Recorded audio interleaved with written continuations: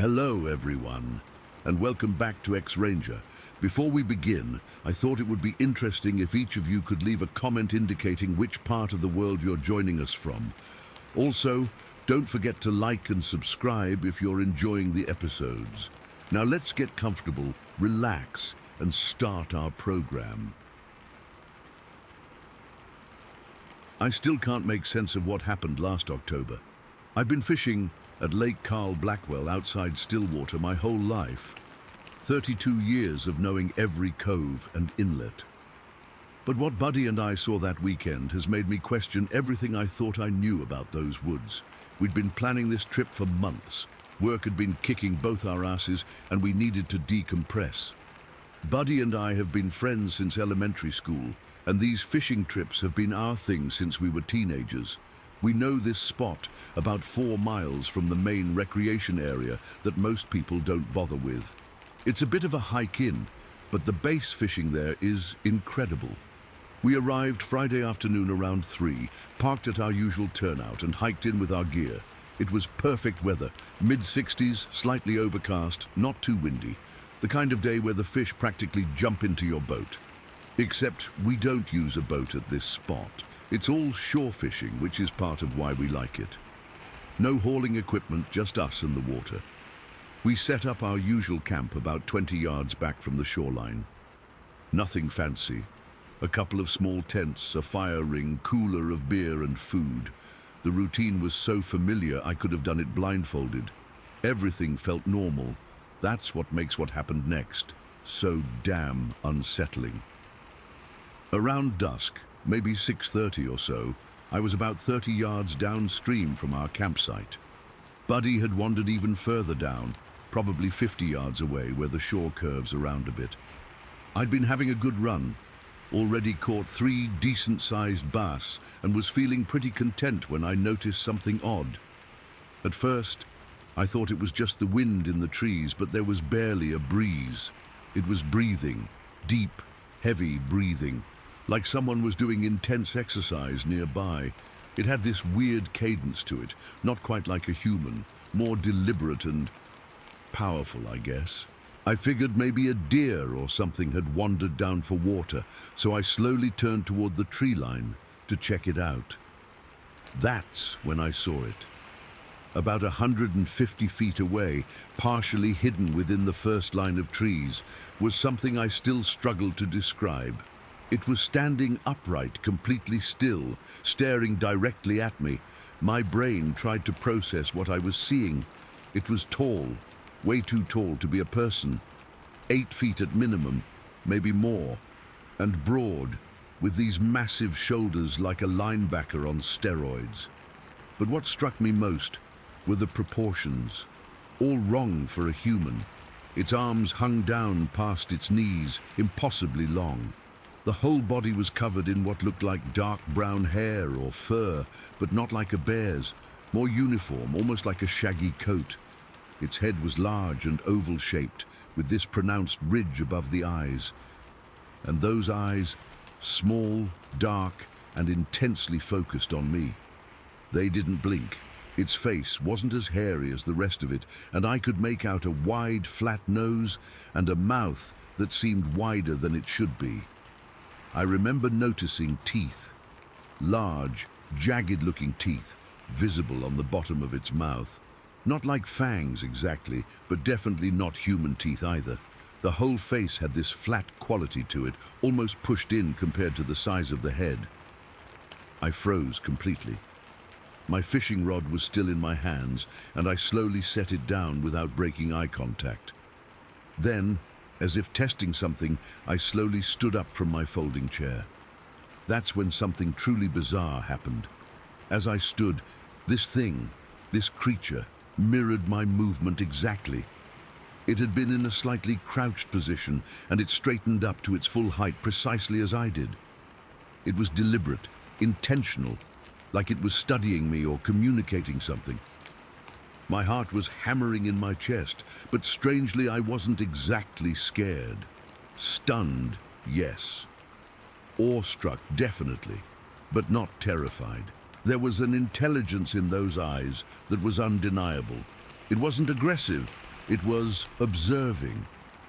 I called out to Buddy, trying to keep my voice steady. "Hey, Buddy, you need to come over here, right now." I could hear him splashing around downstream as he made his way toward me. "What's up? You catch something good?" he called back. Just get over here," I managed, still not breaking eye contact with the creature. When Buddy reached me, he followed my gaze and went completely silent mid-sentence. "Holy shh," he whispered, then nothing. For what felt like several minutes, but was probably only 30 seconds or so, we all just stood there, me, Buddy, and this impossible thing in the trees, in some kind of three-way standoff. Finally, Buddy whispered, "What the fuck is that, John?" I think we both know what that is," I replied quietly. The creature hadn't moved an inch, still watching us intently. It was getting darker now, but its outline was still clearly visible against the trees. "We should go," Buddy said, his voice cracking slightly. I nodded, my mouth too dry to respond. We slowly gathered our immediate gear, poles, tackle box, the chairs, without any sudden movements. The creature tracked every motion, its head turning slightly to follow our actions, but it stayed within the tree line. "What about camp?" Buddy asked. "Leave it. We can come back tomorrow in daylight," I said, not completely sure if I meant it. We backed away slowly, not turning our backs until we had put about 50 yards between us and the shoreline. Then we picked up our pace, practically jogging back to the truck with our minimal gear, constantly glancing over our shoulders. I half expected to see it following us, but there was nothing, just the darkening woods and the normal sounds of evening. When we reached the truck, we threw our stuff in and sat there, both breathing heavily. Was that a... Buddy couldn't even finish the sentence. "Yeah," I said. "I think it was. A fucking Bigfoot, John. A goddamn Sasquatch." Buddy's voice was a mixture of fear and excitement. We sat there debating what to do. The logical thing would have been to drive away and never come back. But there was something else growing in both of us, curiosity. We'd just seen something most people spend their lives hoping to glimpse, and it hadn't seemed aggressive. It had seemed interested. After a couple beers to calm our nerves, we'd brought a second cooler for the truck. We made the decision that still makes me question our sanity. We decided to go back in the morning. Neither of us slept well in the truck that night. Every sound from the woods had us sitting up, peering into the darkness. We talked about what we'd seen, comparing observations, confirming with each other that neither of us had imagined it. Dawn came with a heavy mist over the lake. We made coffee on our portable stove and ate some energy bars, all while trying to convince ourselves we weren't completely crazy for going back. "We should bring something," Buddy said suddenly. "Like what? A gun?" I asked. "No, like, I don't know, an offering or something." It sounded ridiculous, but also somehow right. We ended up bringing a few apples and a package of beef jerky, feeling like complete idiots but doing it anyway. We hiked back to our campsite around 7 in the morning. Everything was exactly as we'd left it. Tents still set up, cooler untouched. There was no sign that anything unusual had visited overnight. "You think it's still around?" Buddy asked, scanning the tree line. "One way to find out," I said, heading toward where we'd seen it the previous evening. We cautiously approached the shoreline, keeping our eyes on the woods. The mist was starting to burn off as the sun rose higher, creating these ethereal columns of light through the trees. It was beautiful, but every shadow seemed to hide a potential 8-foot-tall figure. We'd been at the shoreline for maybe 20 minutes, pretending to fish, but really just watching the woods, when Buddy nudged me and pointed further downstream. There, about 100 yards away, was the creature again, but doing something completely unexpected. It was squatting at the water's edge, partially obscured by reeds, slapping at the water surface with one of those impossibly long arms. It would wait, completely still, then suddenly slap the water and dart its hand in, quick as lightning. "It's fishing," I whispered, amazed. "It's actually fishing." We watched it catch something, a fish presumably, and bring it to its mouth. The efficient, practiced way it moved made it clear this was a regular activity. Buddy's scientific curiosity took over. He had studied biology in college before dropping out to work at his dad's construction company, and I could see his mind working. "I want a better look," he said. "I'm going to circle around through those trees and get closer. The wind's blowing toward us, so it won't smell me if I stay downwind." I wanted to tell him he was insane, but I understood the pull. This was possibly a once-in-a-lifetime opportunity to observe something that most scientists don't even believe exists. "Be careful," was all I said. Buddy nodded and slowly made his way into the tree line, planning to curve around and approach from a different angle. I watched him disappear into the woods, then turned my attention back to the creature, which was still focused on its fishing. For about 10 minutes, I just observed, completely fascinated. Its movements were so precise, so calculated. There was nothing animalistic about the way it caught fish. This was a technique developed through intelligence and practice. I lost sight of Buddy, but assumed he was making his way to position. Growing impatient and frankly not wanting to miss anything, I decided to move closer along the shoreline. I started walking slowly, trying to stay low and quiet. That was my mistake. I'd gone maybe 30 feet when my boot dislodged some rocks that clattered down into the water. The sound wasn't particularly loud, but in the morning quiet, it might as well have been a gunshot. The creature's head snapped up instantly, its attention zeroing in on me with frightening precision. For a second, we locked eyes again across the distance, and I swear I saw recognition there. It knew I was the same person from yesterday. Then everything happened very quickly. The creature stood to its full height, even more impressive in the daylight, and let out this sound that I'll never forget as long as I live. It wasn't a roar or a scream exactly. It was more like a powerful, resonating vocalization that started low and rose in pitch, carrying across the water. It made my skin prickle and the hair on my arms stand up.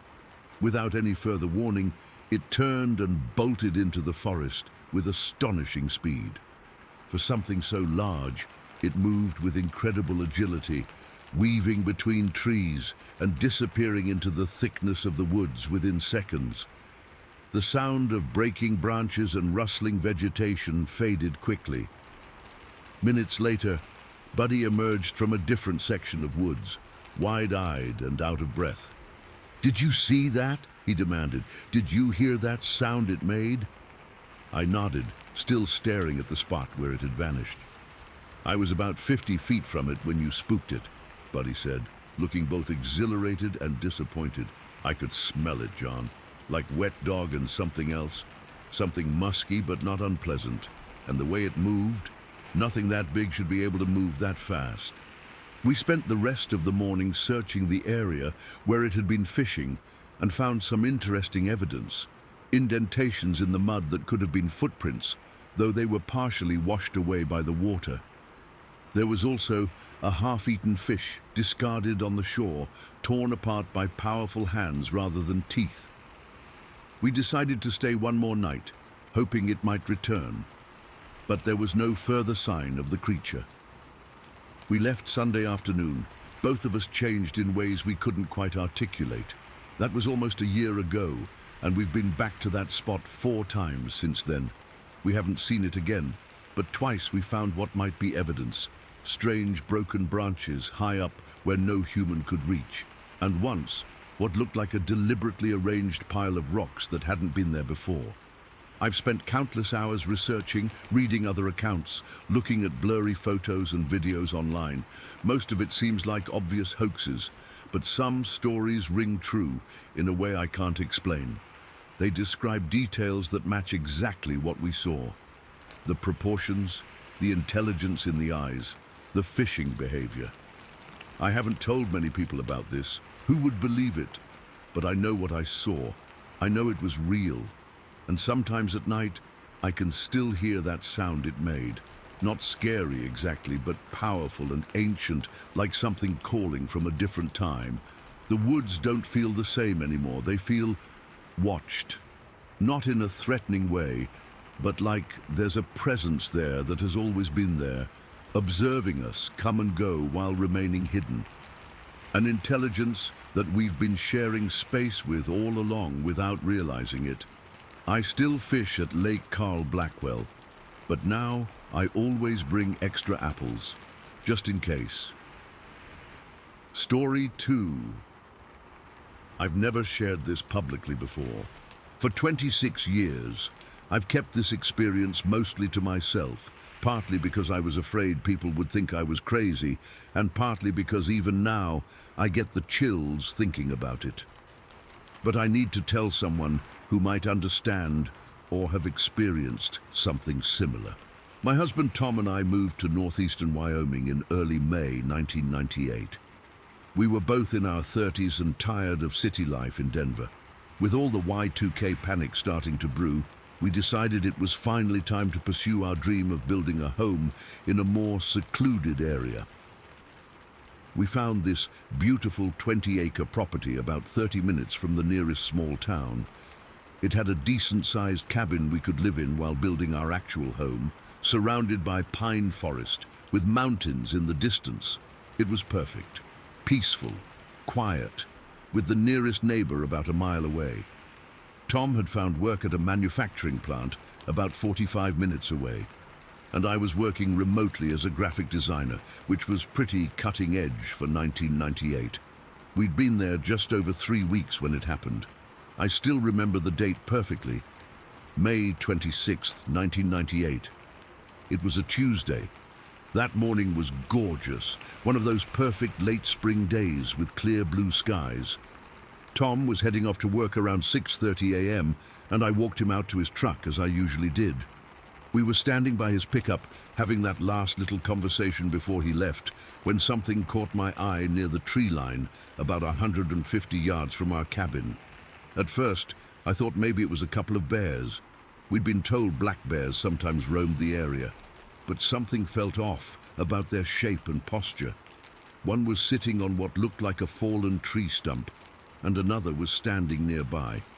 They were dark, hairy figures, but there was something distinctly unbear-like about them. "Tom," I whispered, grabbing his arm, "look over there, by the pine trees." He squinted in the direction I was pointing.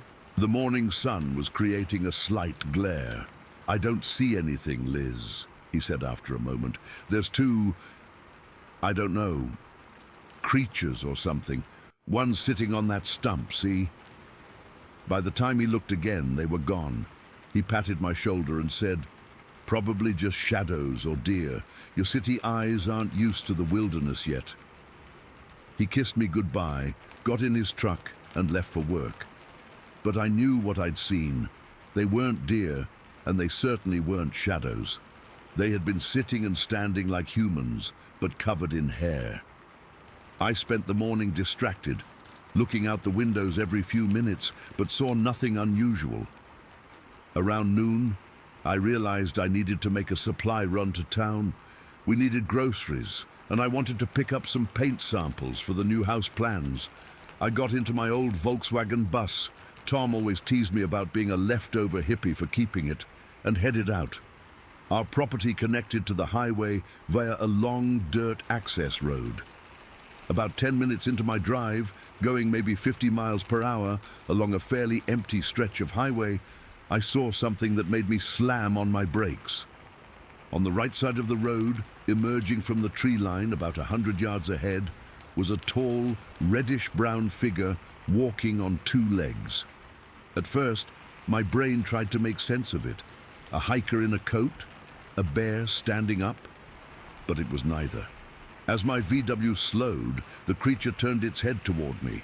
Then something happened that makes my blood run cold even now. It started moving toward the road, not scampering away like a startled animal, but deliberately walking toward me. I was frozen, hands gripping the steering wheel so tight my knuckles were white. The creature stepped right up to the edge of the highway and just stood there, staring at my vehicle. I was now completely stopped in the middle of the road, maybe 30 feet from it. I'll never forget what I saw. It stood approximately 8 feet tall with a massive muscular build and incredibly broad shoulders. It wasn't just tall, it was wide, solid. The creature was covered in stringy reddish-brown hair that looked dirty and unkempt, hanging about 5 or 6 inches from its body. Its arms were disproportionately long, hanging down past its knees, but it was the head that burned itself into my memory. It had a large, oval-shaped head that came to a slight point at the top, with the hair standing up and brushed over, almost like a natural mohawk. Its face had less hair than the rest of its body, not completely hairless, but sparse enough that I could see its skin, which was a grayish-brown color. The nose was broad, flat, and slightly turned up, and its mouth was partially open, revealing jagged yellow teeth on its lower jaw. Its eyes were deep-set and dark, fixed directly on me. For what felt like forever, but was probably only 15 seconds, we stared at each other. I couldn't move. I couldn't even reach for my cell phone, which probably wouldn't have worked out there anyway. Then a logging truck appeared in my rearview mirror coming up behind me.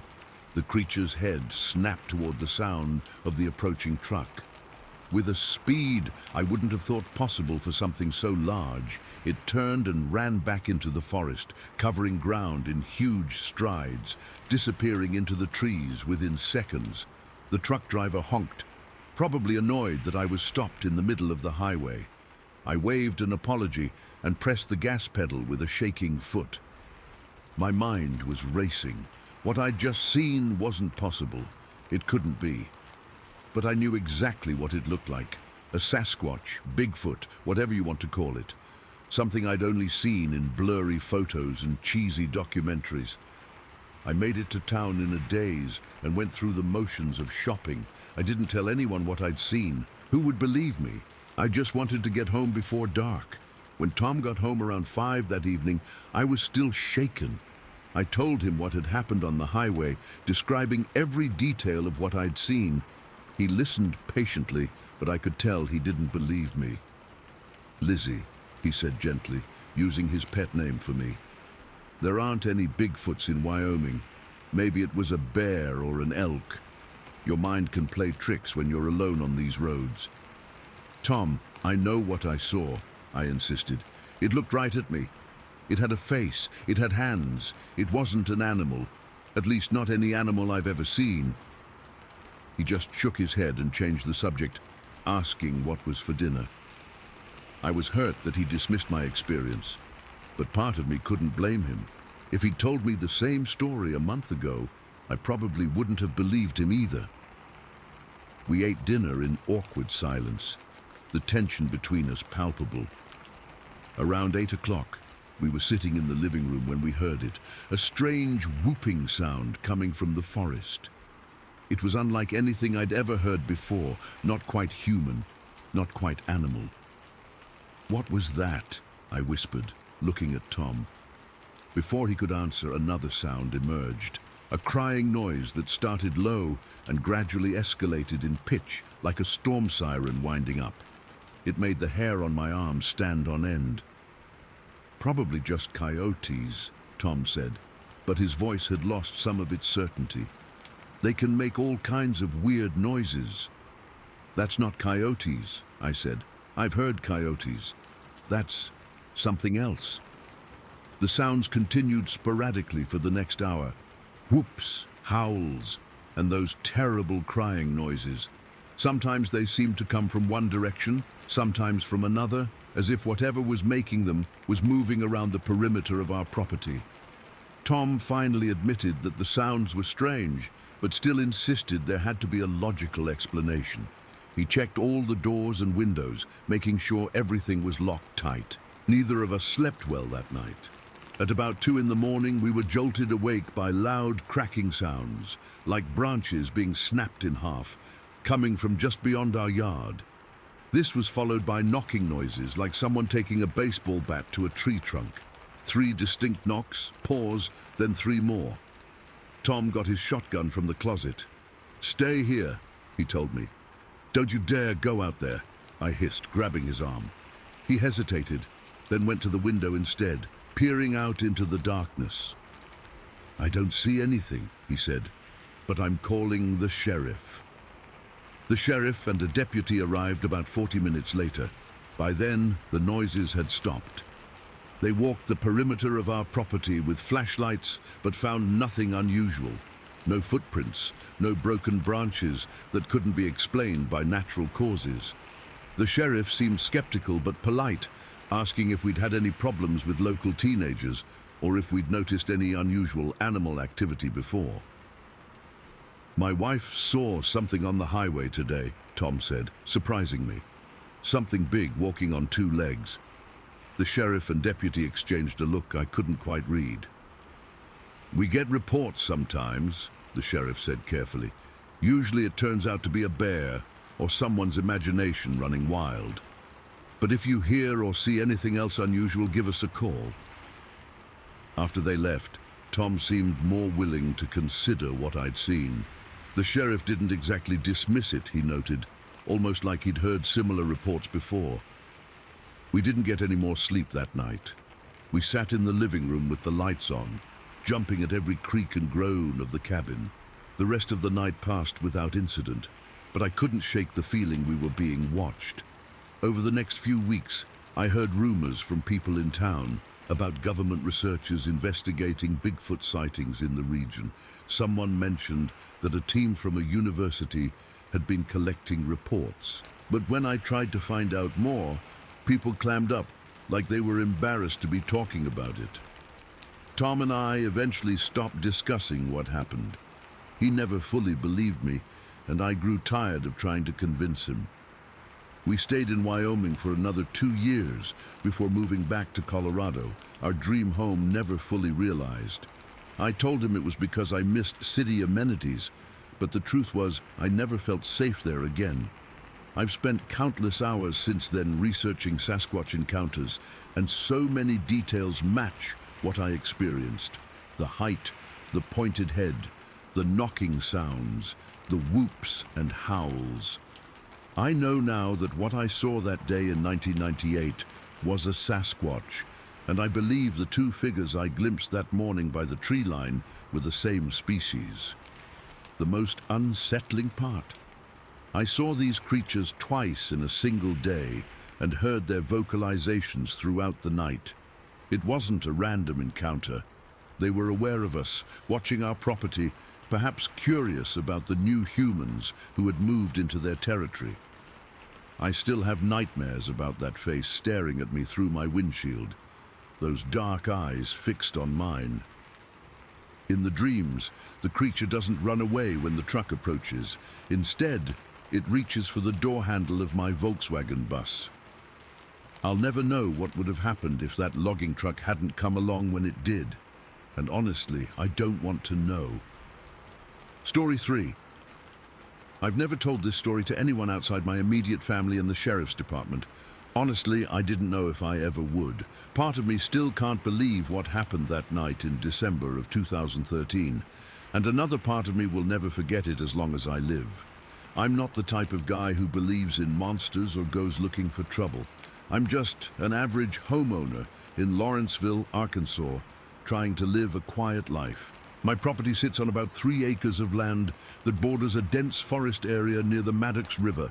It's what real estate agents call semi-rural, close enough to town that I can get groceries without a major expedition, but far enough out that I have privacy and space. The house next door had been vacant for about 6 months when this happened. The owners moved to Florida after their kids went to college, and they hadn't found a buyer yet.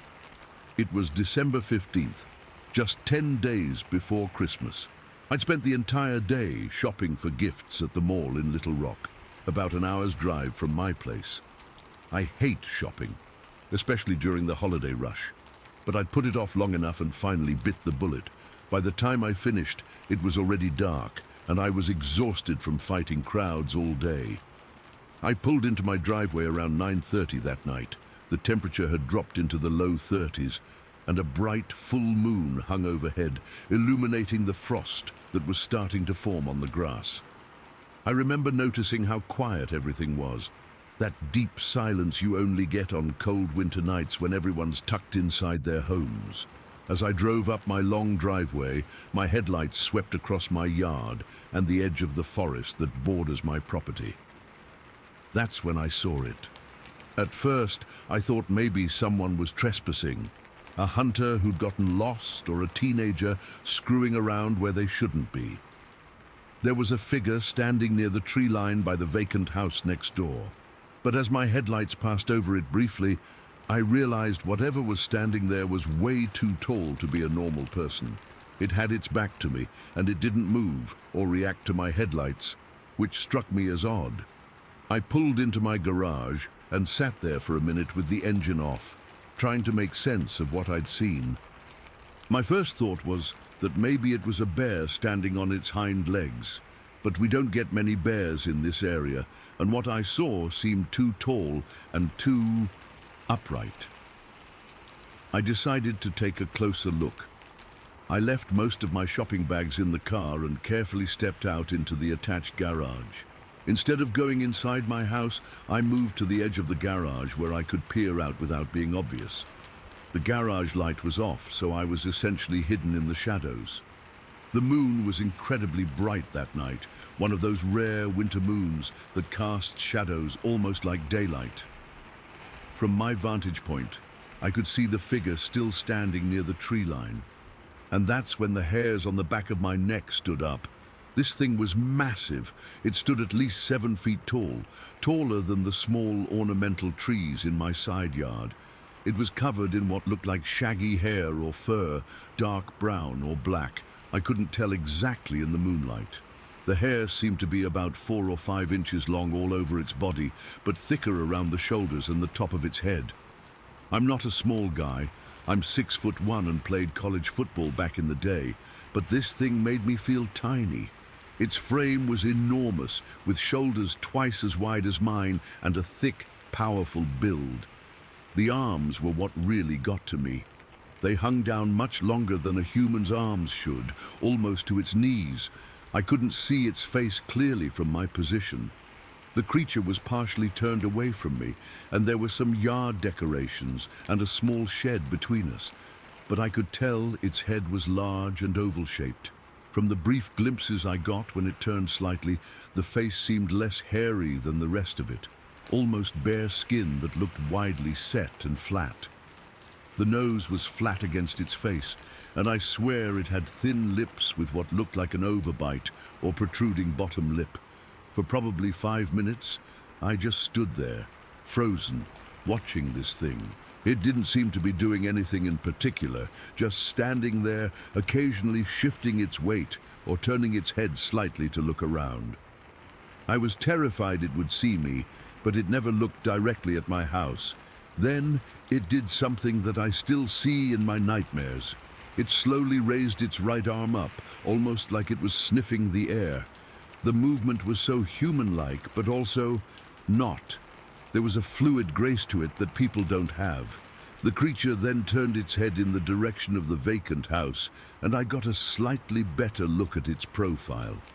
That's when I knew for certain this wasn't a person in a costume or some kind of prank. After that, the creature turned and walked into the woods. It didn't run or seem alarmed, it just calmly walked away. The way it moved through the trees was incredible. Despite the darkness beyond the tree line and the thick underbrush, it navigated effortlessly, like it could see perfectly in the dark. Within seconds, it had disappeared into the forest. I stayed in that spot for another few minutes, my heart pounding so hard I could hear it in my ears. Finally, I worked up the courage to hurry inside my house, locking the door behind me. The first thing I did was call the county sheriff's office. I've known Sheriff Dave Barnes for years. Our kids played Little League together. So when I told the dispatcher who I was, they put me through to him directly. "Mike, what's going on? Everything okay out there?" Dave asked when he picked up. I hesitated, knowing how crazy I was about to sound.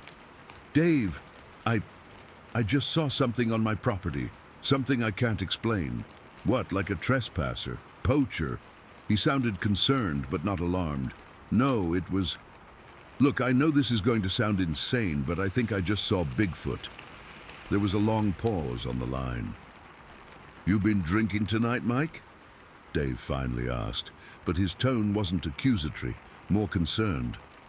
Not a drop. I swear on my kids, Dave. I just got home from Christmas shopping in Little Rock. This thing was at least 7 feet tall, covered in hair, standing right at the edge of my property looking into the woods. To his credit, Dave didn't laugh at me. All right, tell you what, I'm not far from you. I'll swing by and take a look around. While waiting for Dave to arrive, I grabbed my shotgun from the safe, not because I planned to shoot anything, but because having it made me feel less helpless. I kept looking out my windows toward the tree line, but I didn't see the creature again. About 20 minutes later, Dave's patrol car pulled up. I met him at the front door, still clutching my shotgun. Where exactly did you see this thing? Dave asked as he stepped out of his car, flashlight in hand. I pointed toward the tree line. Over there, right at the edge of the woods by the Johnsons' old place. As we walked across my frost-covered yard, I noticed something that hadn't registered before. A smell. It was faint, but distinct, like a skunk but mustier, with an underlying odor that reminded me of wet dog and something rotting. Dave noticed it too. You smell that? He asked, wrinkling his nose. Yeah, just noticed it myself. Wasn't there when I first got home. When we reached the area where I'd seen the creature standing, Dave's flashlight beam caught something that made my stomach drop. There, in the soft soil of what used to be Mrs. Johnson's flower bed, were 3 distinct footprints. They were massive, at least 18 inches long and proportionally wide. They were clearly barefoot prints, with 5 toes visible in the ones that weren't partially crushed or distorted. Dave crouched down to examine them, his face a mask of disbelief. These are fresh, he said quietly, and whatever made them is walking barefoot in 30-degree weather in December. I just nodded, unable to find words. The footprints were sunk deep into the soil, suggesting whatever made them was incredibly heavy. Dave stood up slowly, shining his flashlight into the woods. And you say this thing was how tall? At least 7 feet, maybe even 8. About as tall as that ornamental maple there, I said, pointing to a small tree in my yard. Dave let out a low whistle. Well, I've been sheriff in this county for 16 years, and I've never seen anything like this. Not saying I don't believe you, Mike. These prints are real enough, and you're not the type to make up stories. We spent another half hour looking around the property, but found no other signs of the creature. Dave took photos of the footprints with his phone and made some notes in his little notebook. He promised to file a report and maybe send a deputy out to patrol the area more frequently for a while. After Dave left, I spent a sleepless night sitting in my living room with the shotgun across my lap, jumping at every little noise outside. By morning, I was exhausted and beginning to wonder if I'd imagined the whole thing, despite the footprints Dave had documented. I called in sick to work that day and spent most of it staring out my windows at the tree line. That evening, Dave came back with another deputy to make plaster casts of the footprints. They were still clearly visible, though slightly degraded from the morning frost thawing. Mike, I'm going to be straight with you, Dave said as his deputy worked on the casts. I don't know what to make of this. These aren't bear tracks. They're not from any animal I know. They look human, but no human has feet this size. I nodded. I know what I saw, Dave. It wasn't human. Dave looked uncomfortable.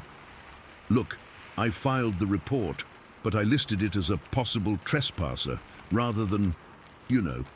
Otherwise, I'd never hear the end of it at the department, but between you and me, something strange was on your property last night. That was 9 years ago. I've never seen the creature again, though sometimes, when I'm out in my yard at night, I get the feeling I'm being watched from the trees. Dave never officially acknowledged what the tracks might have belonged to, but he did increase patrols in my area for several months afterward. I've done a lot of research since then, read accounts from other people who claim to have seen similar creatures. Some of the descriptions match what I saw exactly. The height, the long arms, the flat face with that distinctive overbite. I've never gone public with my story until now because I don't want to be labeled as crazy or attention-seeking. But I know what I saw that December night. It wasn't a bear, it wasn't a person in a costume, and it certainly wasn't my imagination. Something inhuman was standing at the edge of my property, something that most people believe is just a legend. Sometimes when I'm driving home late and my headlights sweep across that same spot by the tree line, I hold my breath, half expecting to see that tall, shaggy figure standing there again. And on cold winter nights when the moon is full and bright, I make sure all my doors and windows are locked and I keep my shotgun close, because whatever it was I saw that night, it's still out there somewhere in those woods, and I can't help but wonder if it remembers me too. Story 4. I never thought I'd be writing this down. Even now, my hands shake just thinking about that night. But maybe getting it out will help. Maybe someone here will understand or have experienced something similar. I don't know. I bought my little farm in early 2020, right before everything went crazy with COVID.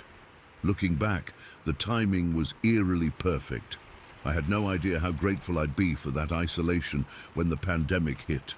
The property was everything I'd dreamed of.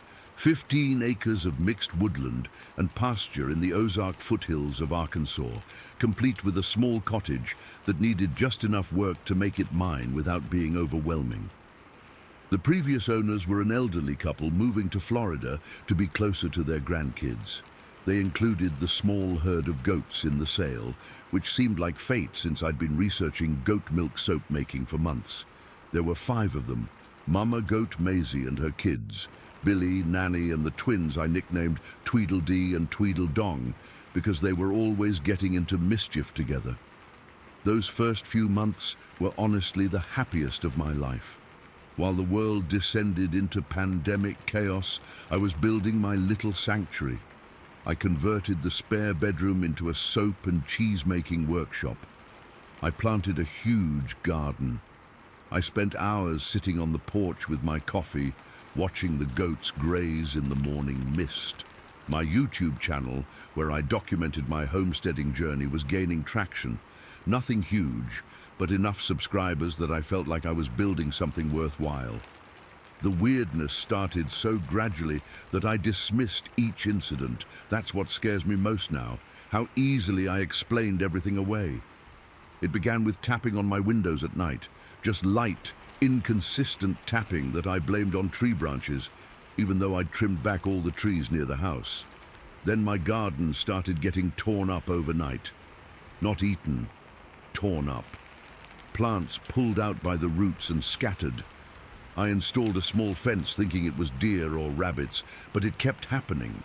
The goats, who normally investigated anything new, wouldn't go near that side of the garden. They just stood at a distance, staring. One morning in late June, I woke to find large, unidentifiable tracks in the mud near the creek that ran through my property. They were roughly foot-shaped but massive, easily 15 inches long, and deep, like whatever made them was incredibly heavy. I told myself they were from a bear, though I'd never seen one on my property, and the shape was all wrong. Then came the recordings. I'd set up my camera on the porch to film a soap-making tutorial, and when I reviewed the footage later, there were sounds I couldn't explain. Knocking noises like wood on wood, strange, almost hoot-like barks that definitely weren't from any local wildlife I recognized. Scratching sounds that seemed to be coming from just outside camera range. I started sleeping poorly. Every noise jolted me awake. The goats seemed on edge too, especially at night. Maisie would stand guard over her kids, facing the woods, stamping her hoof nervously. I installed security lights, thinking they'd scare off whatever wildlife was causing the disturbances. That night in August, I wished to God I'd just stayed inside. It was hot, that sticky, oppressive Arkansas summer heat that doesn't let up even after sunset. I'd been working on a batch of lavender soap all evening and finally called it quits around 11:30. I was just getting ready for bed when I heard it, the panicked bleating of my goats, followed by a crash that sounded like the fence of their pen being broken. I grabbed my flashlight and cell phone, not even stopping to put shoes on. My feet slapped against the wooden porch as I ran toward the goat pen, about 50 yards from the house. The security light had kicked on, but it only illuminated part of the pen, creating more shadows than light. "Maisie? Billy?" I called, my voice sounding pathetically small in the vast darkness. The goats were huddled in the corner of their pen, all except for Nanny. 4 sets of eyes reflected the beam of my flashlight, wide with terror. I swept the light around looking for Nanny when I saw that part of the fence was completely destroyed, not just broken, but smashed inward like something massive had pushed through it. That's when I smelled it. A thick, musky odor unlike anything I'd encountered before, like wet dog and rotten meat and something else I couldn't identify.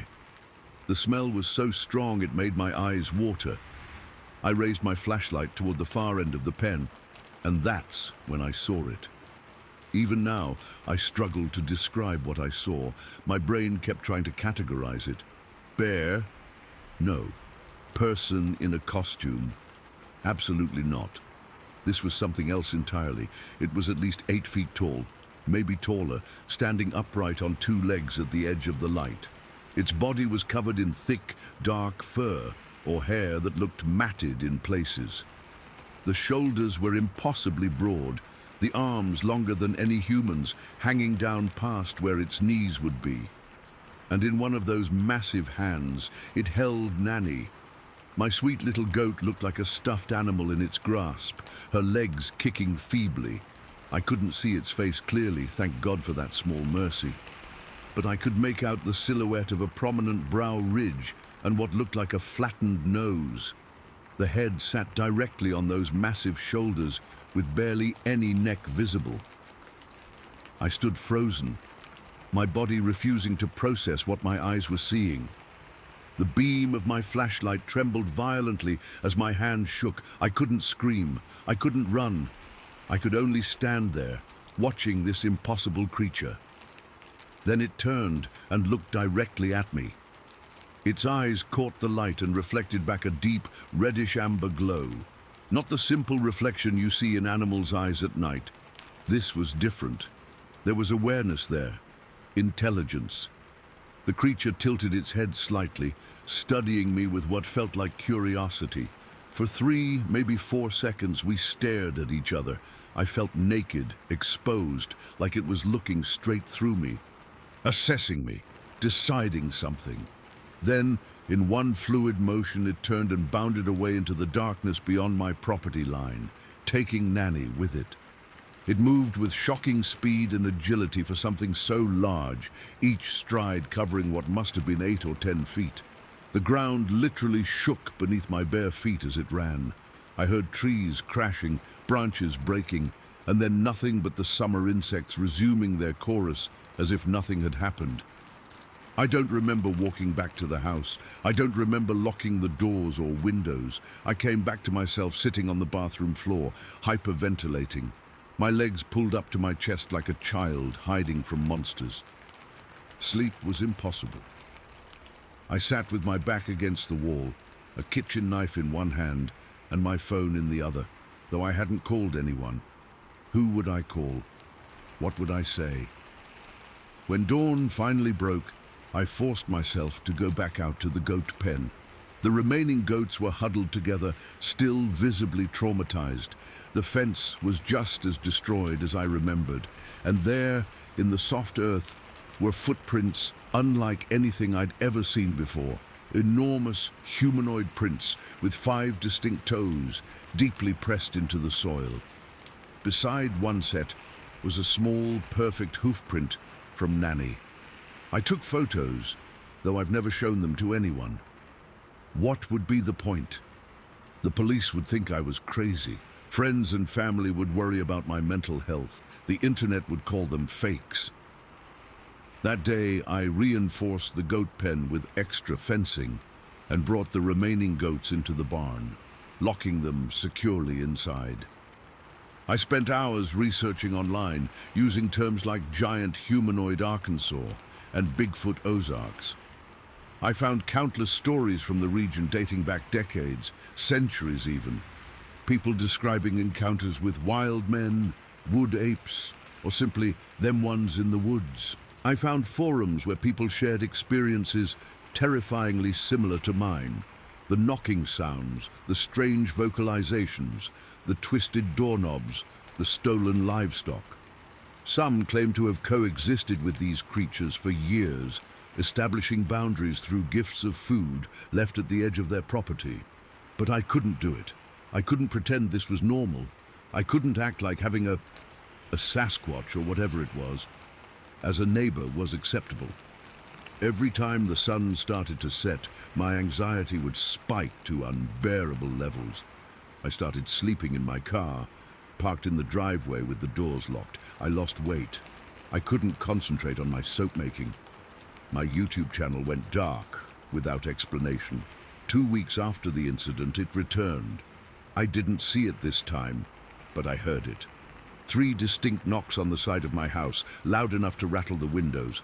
Then a long, low moan that no human or animal I know of could make. I sat in the dark, trembling, as something massive circled my house for hours, occasionally stopping to scratch at the walls or windows. By morning, I'd made my decision. I called a realtor that day and listed the property, disclosing only that I was moving for personal reasons. I found homes for Maisie, Billy, Tweedledee and Tweedledong, with a local farmer who promised to care for them. I packed only what I could fit in my car. The day I left, I stood in the driveway looking back at my dream home one last time.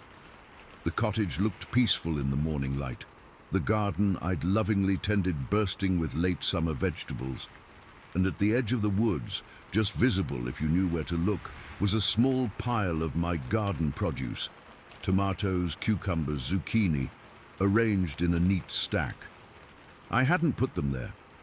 It's been 2 years now. I live in a small apartment in a busy suburb of Little Rock. I still make soap, though I buy the milk from a local farmer. Sometimes I think about going back, just to see if the new owners have experienced anything strange. But I can't bring myself to do it. I still wake up some nights, my heart pounding, convinced I can hear knocking on my walls. On really bad nights, I swear I can smell that distinctive musky odor seeping under my door, and in my dreams, I see those amber-red eyes staring at me from the darkness, watching, assessing, remembering. I don't know what I saw that night. I don't want to know. But whatever it was, it's still out there in those Arkansas hills. And sometimes, when I see news reports of missing pets or livestock in rural areas, I wonder if someone else is having their first encounter with the thing that stole my goat, my peace of mind and my dream. Story 5. I never wanted to believe in monsters. I'm not some weirdo who watches those ghost hunter shows or spends my weekends looking for Bigfoot. I'm just a regular mom trying to raise my boys right and keep our little farm running. But what happened to us in the spring of 2002 shook me to my core, and I still don't have an explanation for it. I've kept quiet about this for years because I know how it sounds, but I need to get it out somewhere. Maybe someone else has seen what we saw. We live in rural farmland about an hour outside of Milwaukee. It's peaceful out here, just fields, woods, and the occasional neighbor's house in the distance. My husband works construction in the city, so it's usually just me, our 2 boys, they were 12 and 14 at the time, and my mother, who lives with us. We have a modest farm with a few horses, chickens, and a large vegetable garden. Nothing fancy, but it's home. That spring was unusually wet. The creek that runs along the back of our property had overflowed, creating this swampy area near the tree line. It wasn't a big deal. Happens every few years when we get heavy rains. Little did I know that standing water would somehow attract whatever it was. The first sign something was wrong came on a Tuesday morning in late April. I was making breakfast when I heard this awful screaming from the horse pasture. Not normal horse noises. This was pure terror. I ran outside in my slippers, still holding my coffee mug. What I saw still makes me sick to my stomach. Our oldest mare, Penny, we'd had her for 9 years, had somehow impaled herself on one of the metal fence posts. There was blood everywhere, and she was thrashing in pain. The vet said it looked like she'd been running from something in blind panic, said he'd never seen a horse do anything like that before. We had to put her down, right there. The weird thing was, there was nothing in that pasture that could have spooked her so badly. No predators, no unusual noises, nothing. The other horses were huddled together at the far end of the field, still trembling. They wouldn't come near the fence line for days after. About a week later, my boys came running into the house, white as sheets. Jake, my youngest, was actually crying, which was unusual for him. They said they'd been playing near the big oak tree in our side yard when they spotted something white under it. At first, they thought it was a neighbor's dog that had wandered onto our property. But when they got closer, they realized it definitely wasn't a dog. "Mom," my older son Travis said, "it was standing on 2 legs, like a little person but all hairy and white." According to the boys, when they got within about 20 feet of it, the thing turned and looked at them. Then it made this deep growling sound and ran on 2 legs toward the pair of abandoned trailers on the edge of our property. We use those old trailers for storage, and they're kind of falling apart. The boys swore it disappeared inside or underneath one of them. Of course, I didn't believe them at first. Kids have imaginations, right? I figured maybe they'd seen a raccoon with some kind of mange or albinism, but they were so genuinely terrified that I grabbed a flashlight and went to check out the trailers. I didn't find anything unusual, aside from some disturbed dust on the floor of one trailer, like something had scurried through there recently. I tried to put it out of my mind. Spring on a farm is busy. We had the garden to plant, chicks hatching, and repairs to make after the winter. But over the next couple of days, both boys refused to play in the yard alone. They stayed close to the house and kept staring at that oak tree in the trailers. Then my mother saw it. She's the most no-nonsense person I know. She grew up on a dairy farm and has never been one to make up stories or get spooked easily. It was about 9 at night, and she'd stepped out onto the porch to have her evening cigarette. I've been trying to get her to quit for years. Suddenly, she burst back through the door, shaking. "Lynn," she said, grabbing my arm so hard it left marks. "There's something outside, right by the window." I thought she meant a raccoon or a possum, but she shook her head and described seeing a small white creature standing on 2 legs, looking right at her from just a few feet away on the other side of our living room window. She said it was about 4.5 feet tall, covered in white hair, with a face that reminded her of a monkey or ape, but not exactly. She estimated it weighed between 70 to 100 pounds. The creepiest part was that it just stood there, staring at her. Then, when she made a sudden movement reaching for the door handle, it turned and ran. She watched through the window as it easily cleared our electric horse fence, just leaped right over it like it was nothing, then dropped to all 4s and disappeared into the trees. That's when I knew we were dealing with something real. My mother doesn't scare, and she definitely doesn't make things up. The next few nights we kept all the blinds closed and made sure the doors were locked. My husband was working a big project that kept him in the city most nights, and I didn't tell him what was going on. What would I even say? "Honey, there's a little white monkey man living in our yard. He'd think we'd all lost our minds." After a few days without any sightings, I started to hope maybe whatever it was had moved on. The boys were still nervous, but were at least playing outside again as long as they stayed near the house. Then one evening, just before sunset, I was hanging laundry on the line when I heard something moving in the bushes near the flooded area. I froze, the wet shirt still in my hands. That's when I saw it. Just like my mother described, whitish grey all over, standing upright, watching me from the edge of our property where the yard meets the trees. It was partially hidden behind a bush, but I could clearly see its face and upper body. The face wasn't like any animal I've ever seen. It had large, dark eyes set deep in its face, a flat nose, and a mouth that seemed almost human-like but wider. The white fur covered everything except parts of its face. I didn't know what to do, so I just stood there. It didn't move either. We stared at each other for what felt like forever, but was probably only 30 seconds. Then our dog started barking from inside the house, and the creature darted back into the trees. It moved so fast I could hardly track it. That night I broke down and called my husband. He said I was probably seeing a sick bear cub or maybe some kind of exotic pet that had escaped from someone's home. He promised to come home the next day to check things out. In the morning, before my husband arrived, I decided to investigate. I took Travis with me. Jake refused to come, and we walked toward the flooded area where I'd seen the creature. The horses were all clustered at the far end of their pasture, as far from the tree grove as they could get. They'd been avoiding that whole area since this began. As we got closer to the trees, both Travis and I got this feeling, like we were being watched. It wasn't just paranoia, the woods were dead quiet. No bird sounds, no squirrels, nothing. Just silence.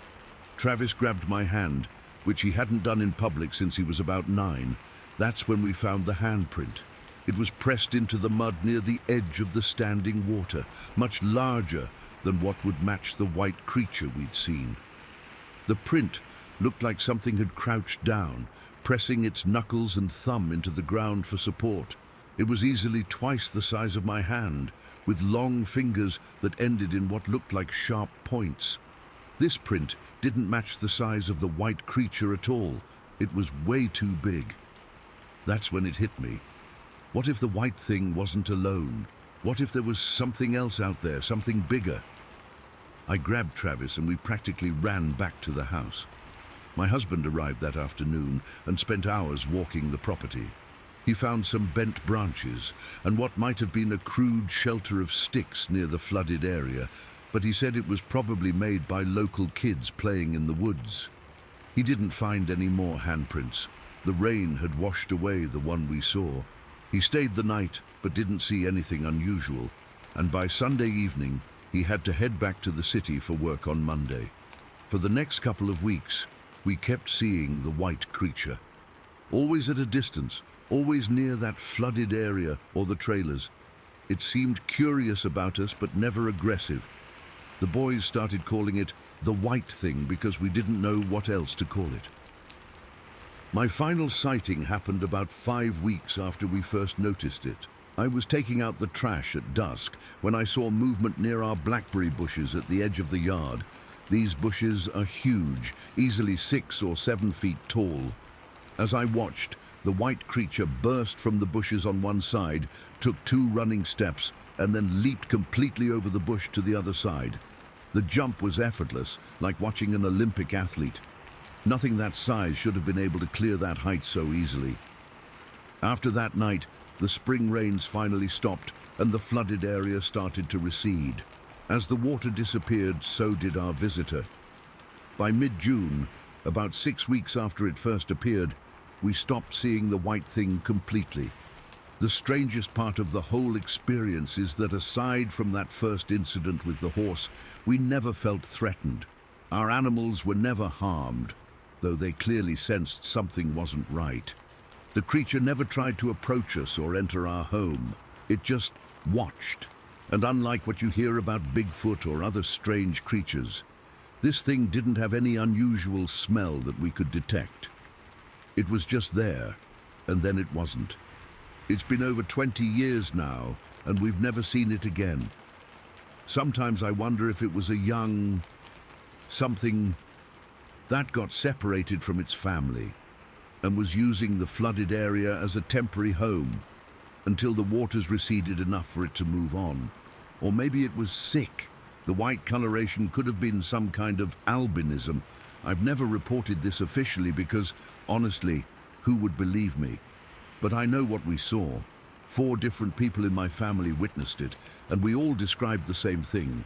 Whatever it was, it shared our farm for those 6 weeks in the spring of 2002, and then vanished as mysteriously as it appeared.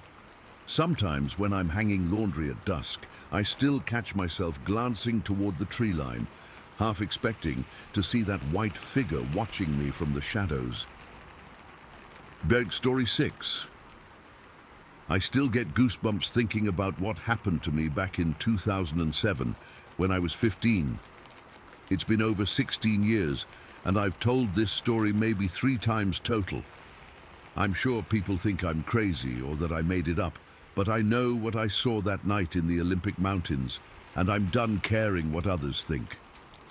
I was part of this church youth group in Port Angeles. Not super religious or anything, but my parents thought it'd be good for me to build character or whatever.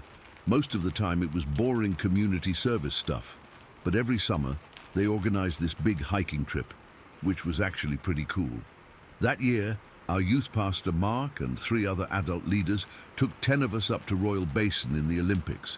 The hike up the Dos Wallips River Trail was tough, but amazing. We were all pretty excited because most of us hadn't been that deep into the mountains before. I remember the trail followed this crystal clear river with these massive trees all around. It was about 7 miles to get to the basin, and we were all exhausted by the time we arrived around 4 in the afternoon. Royal Basin is this stunning alpine meadow with small lakes and streams running through it. There's this incredible view of Mount Deception looming over everything. When we got there, Mark and the other leaders started organizing the campsite near the main lake. They had this whole system of who would sleep where, but honestly, I was going through this rebellious phase and wanted some space. While the others were setting up their sleeping bags under this big rock overhang near the campfire area, I asked if I could set up a bit farther away. I told them I wanted to stargaze, which wasn't a complete lie. After some back and forth, they reluctantly agreed, but made me promise to stay within shouting distance. I found this perfect spot about 50 yards from the main group, on this little rise that gave me an unobstructed view of the night sky with the jagged ridge of the mountain as a backdrop. The evening went normally enough. We cooked these freeze-dried meals on portable stoves, told some dumb stories around the campfire, and by 11, everyone was pretty tired from the hike. The adults told us to settle down, and gradually people started heading to their sleeping bags. I remember walking back to my spot feeling so peaceful. The sky was absolutely incredible. No light pollution, just millions of stars against this pitch-black backdrop. I zipped up my sleeping bag, left the top part open so I could see the stars, and just laid there taking it all in. I must have been lying there for about 30 minutes, just watching satellites and shooting stars cross the sky, when something felt off. I can't explain it exactly, but it was like that feeling when you think someone's watching you. At first, I thought my eyes were playing tricks on me. The jagged mountain silhouette I'd been using as a reference point for tracking stars suddenly looked different. The edge seemed smoother, more rounded. I blinked a few times, thinking maybe I was just getting sleepy, but the outline remained changed. Then I noticed something even stranger. This smoothed section of the mountain was swaying. Not much, just slightly, almost imperceptibly, but definitely moving in a way mountains don't. My heart started beating faster as I tried to make sense of what I was seeing. That's when the smell hit me. It was this overpowering, musty odor like skunk cabbage mixed with wet dog and something else I can't even describe. It was so strong I almost gagged. That smell is what made everything click into place. What I was looking at wasn't the mountain at all. I was staring at the head and shoulders of something massive standing at the foot of my sleeping bag. In that moment, I couldn't breathe. My entire body went ice cold with fear. The thing was just standing there, completely silent, looking down at me. I couldn't make out any features in the darkness, just this enormous black silhouette against the starry sky. It had to be at least 8 feet tall, maybe taller, with broad shoulders and what looked like a slightly conical head. I've never been so terrified in my life. I didn't scream, couldn't scream. Some primal instinct took over, and I slowly pulled my sleeping bag over my head, trying not to make any sudden movements. My heart was pounding so hard, I was sure whatever was standing there could hear it. I was shaking uncontrollably, convinced I was about to die. I laid there under my sleeping bag for what felt like an eternity, but was probably only a few minutes. The smell was still there, suffocating me through the fabric. I strained to hear any sound, footsteps, breathing, anything, but there was nothing but absolute silence.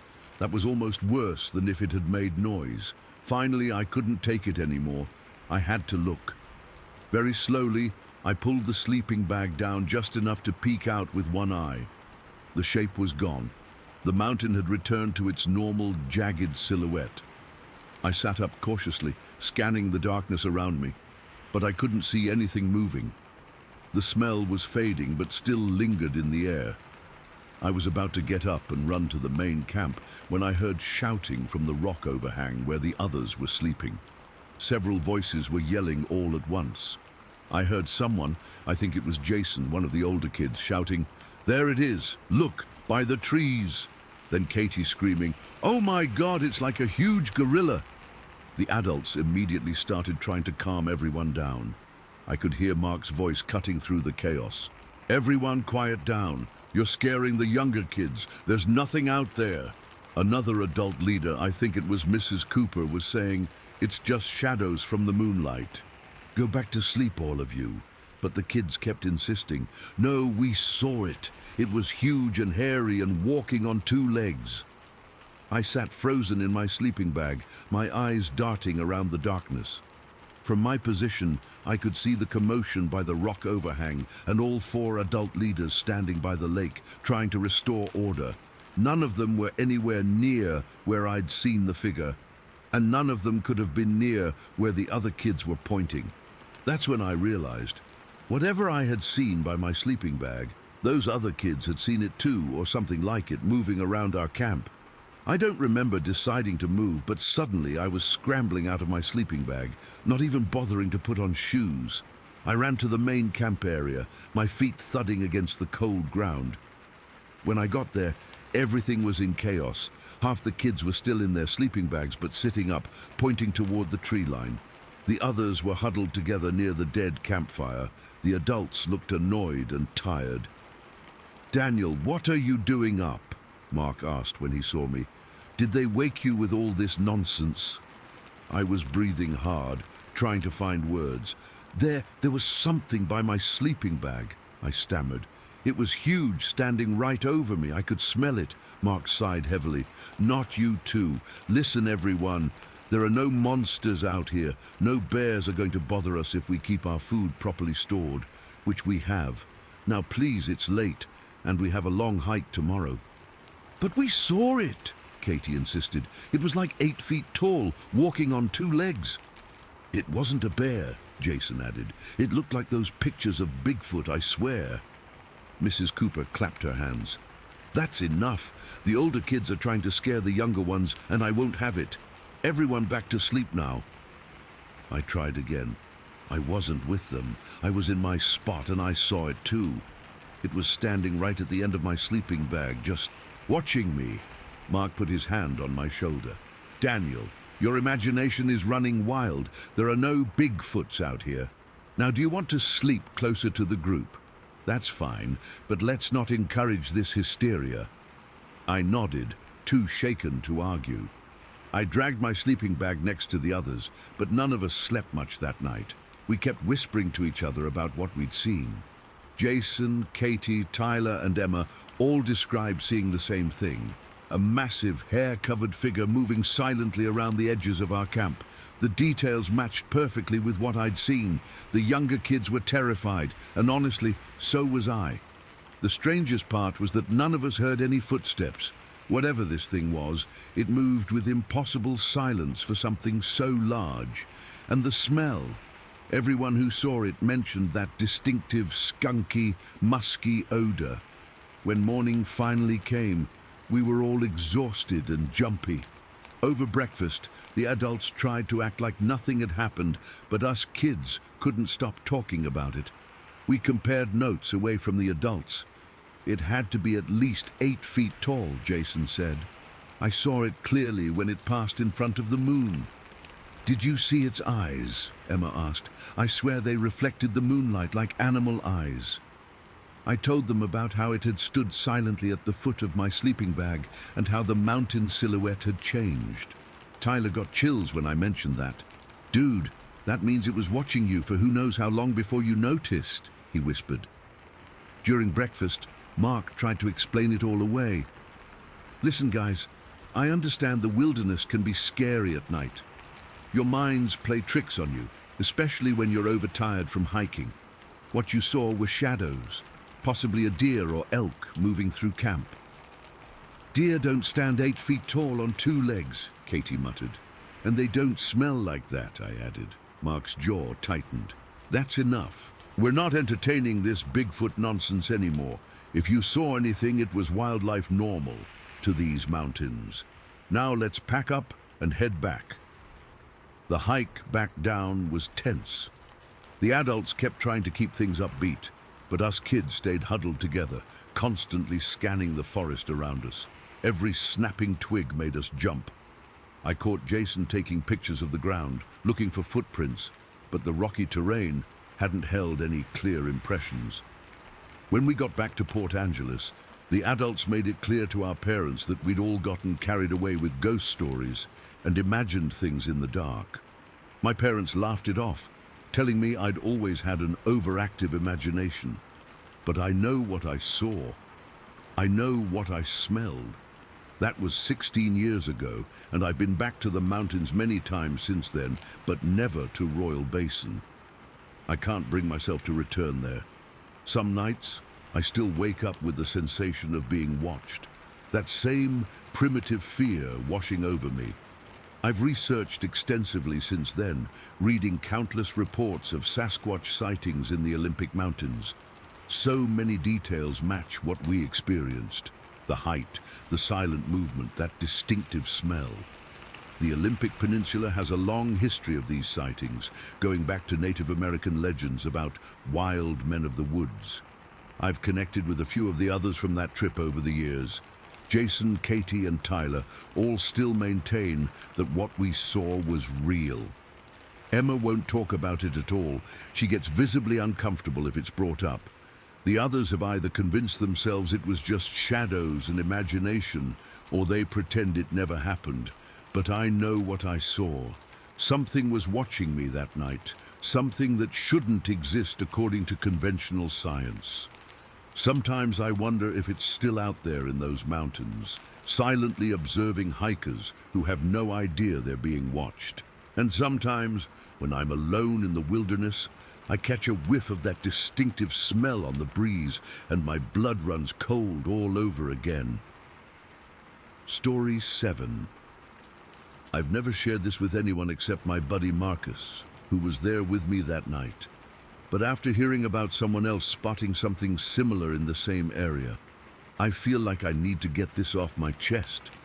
I'm not crazy, and I wasn't drunk or high. What we saw was real, and it's been eating at me for months now. It happened back in October 2022. Marcus and I had been planning this raccoon hunting trip along the Blackwater River for weeks. We're both from northern Alabama, been hunting those woods since we were kids with our dads, so we know the area pretty well, or at least I thought we did. We parked my pickup down this old dirt road that locals use to access the river. It's kind of sketchy. People dump old appliances and trash there sometimes. There's this big, overgrown field before you hit the riverbank with tall grass and some scattered trash. Not exactly picturesque, but good hunting ground. We'd been out since around 7 that evening. It was cold, that deep autumn chill that gets into your bones after a few hours outdoors. We hadn't had much luck, only bagged 2 raccoons the whole night, which was disappointing considering we'd been trekking through mud and brush for hours. By around 2 in the morning, we were beat. My feet were soaked through my boots from wading through some shallow parts of the river, and Marcus was complaining about his knee acting up again. We decided to call it a night and headed back to the truck. I remember checking my watch. It was 2:17 a.m. exactly. We climbed into the cab of my Ford F-150, cranked the heat, and I pulled out my thermos of coffee. Nothing better than hot coffee after freezing your ass off all night hunting. The dome light was on as we poured the coffee into our cups. I was just taking my first sip when I noticed something moving in the field about 20 yards ahead of us. "Hey, look at that," I said, nodding toward what I first thought was a skunk waddling through the tall grass. The moonlight was catching its back just enough that I could make out the movement. Now, I know what you're thinking. Why would I want to shoot a skunk? Well, around here, they're considered pests. They get into trash, spray dogs, and generally make nuisances of themselves. Plus, my cousin tans hides and was looking for skunk pelts for some project he was working on. I set my coffee down and reached for my rifle in the back seat. Just a simple .22, nothing fancy. As I was bringing it around to my lap and starting to roll down the window, I got this feeling. I can't really explain it, but it was like someone had just walked over my grave. The hairs on the back of my neck stood up, and I had this overwhelming sensation that we weren't alone. It wasn't the skunk I was suddenly worried about. It was something else. I turned my head toward the riverbank, maybe 30 yards to our right, and that's when I saw it. There was this massive shadow crouched behind a fallen oak tree. But what froze me in place were the eyes, two glowing red points in the darkness, like someone had stuck red reflectors in the woods, and then they blinked, slowly, deliberately. "Marcus," I whispered, not taking my eyes off whatever was watching us. "Look over by the river, behind that fallen tree." Marcus leaned across me to peer out my window. "What am I looking for?" "You don't see that, those red eyes." He squinted, then I felt him stiffen beside me. "What the fuck is that?" The only light we had was the dome light inside the truck and the moon, which was hanging low in the sky, partially hidden behind some clouds. It was enough to see by, but just barely. The shadow seemed to shift slightly, and I got the impression of something massive adjusting its position. "Let's check it out," I said, trying to sound braver than I felt. Looking back, that was probably the dumbest suggestion I've ever made in my life. We both stepped out of the truck. I had my rifle, though I didn't point it. Something told me it wouldn't do much good anyway. We took maybe 3 steps toward the riverbank when everything changed. The shadow moved. It didn't just stand up or walk away. It slid down the embankment toward the river with this heavy thudding sound, like somebody had pushed a refrigerator down a hill. There was nothing graceful about it, just raw power and weight hitting the ground. I could feel the impact through my boots. Then, before either of us could say anything, something burst out of the darkness at the river's edge. Something huge. It sprinted across the shallow water in this bizarre zigzag pattern, leaping from one sandbar to another. The moonlight hit it just enough that I could see it clearly for a few seconds. I'll never forget what I saw. This thing was massive. I'd estimate at least 8 feet tall, maybe taller. It had a body shape like a human, but all wrong. The proportions were off. Its arms were too long, hanging down past its knees, and they swung wildly as it ran. The entire body was covered in thick, dark hair or fur that looked matted in places. What struck me most was how it moved. Despite its size, it was fast and agile. It crossed the river in seconds, making these incredible leaps between sandbars that would be impossible for a person. Each time it landed, I could hear the impact and see water splashing up around its feet, or whatever it had for feet. I couldn't make those out clearly. I never saw its face. It never turned toward us. But something about the way it held its head, hunched forward on broad shoulders, seemed deliberate, like it knew exactly where it was going and was in a hurry to get there. It reached the opposite bank and disappeared into the tree line in seconds. The whole encounter probably lasted less than 20 seconds, but it felt like time had stopped. Marcus and I stood there, frozen. I realized I was gripping my rifle so tight my knuckles were white. My heart was pounding in my ears, and I could hear Marcus breathing hard beside me. Neither of us said a word. We just looked at each other, and I could see in his eyes the same shock and disbelief I was feeling. Without speaking, we turned around, got back in the truck, and I started the engine with shaking hands. The drive home was silent. What could we say? We'd both seen it, whatever it was. It wasn't a bear. I've seen plenty of bears in these woods, and they don't move like that. It wasn't a person in a suit. No human could make those leaps or move that fast, and the size of it? No way. When I dropped Marcus off at his place, he finally spoke. "We don't tell anyone about this, right?" I nodded. "Who'd believe us anyway?" We didn't talk about it after that night, not to each other, not to anyone else. I tried to convince myself it was just a weird shadow, or maybe a bear that looked strange in the moonlight. But I knew better. What we saw wasn't natural. I didn't go back to that spot for hunting, found excuses whenever anyone suggested it. Claimed the hunting was better elsewhere, or that I'd heard someone had been dumping more trash there. Anything to avoid going back. But about 3 weeks later, I was at Pete's Bait and Tackle picking up some fishing line when I overheard two guys talking. They were speaking in low voices, but I caught fragments. "By the Blackwater, biggest damn thing I've ever seen, red eyes." I felt my blood run cold. I pretended to browse the hooks nearby so I could listen more closely. One of the men, an older guy I recognized as a local logger named Bill, was describing to his friend how he'd been checking some hunting cameras on his property along the Blackwater, about 2 miles downstream from where Marcus and I had been. He said he'd seen something huge moving through the woods at dusk, walking upright like a man, but much too big to be human. His friend was skeptical, saying it must have been a bear, but Bill was adamant. "Bears don't walk on 2 legs for a quarter-mile straight, and they don't have eyes that glow red in my flashlight beam." I wanted to approach them, to tell them I'd seen the same thing, but something held me back. Fear, maybe. Or the knowledge that once I acknowledged it out loud to strangers, I couldn't take it back. I couldn't pretend anymore that it might have been my imagination. So I said nothing. But hearing Bill's story filled me with a strange mix of dread and validation.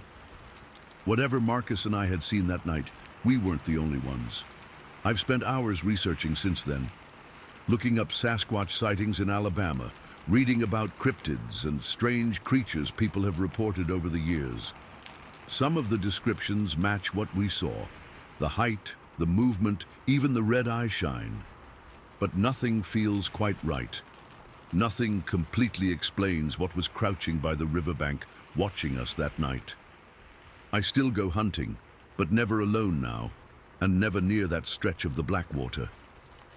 Sometimes when I'm in the woods, I get that feeling again, like I'm being watched. I tell myself it's just paranoia, just my mind playing tricks on me after what happened. But deep down, I wonder if it's out there still, whatever it is. The thing that bothers me most is the deliberateness of it all. The way it watched us from the shadows, the way it waited until we spotted it before making its escape. It felt intelligent, like it was assessing us as much as we were trying to make sense of it.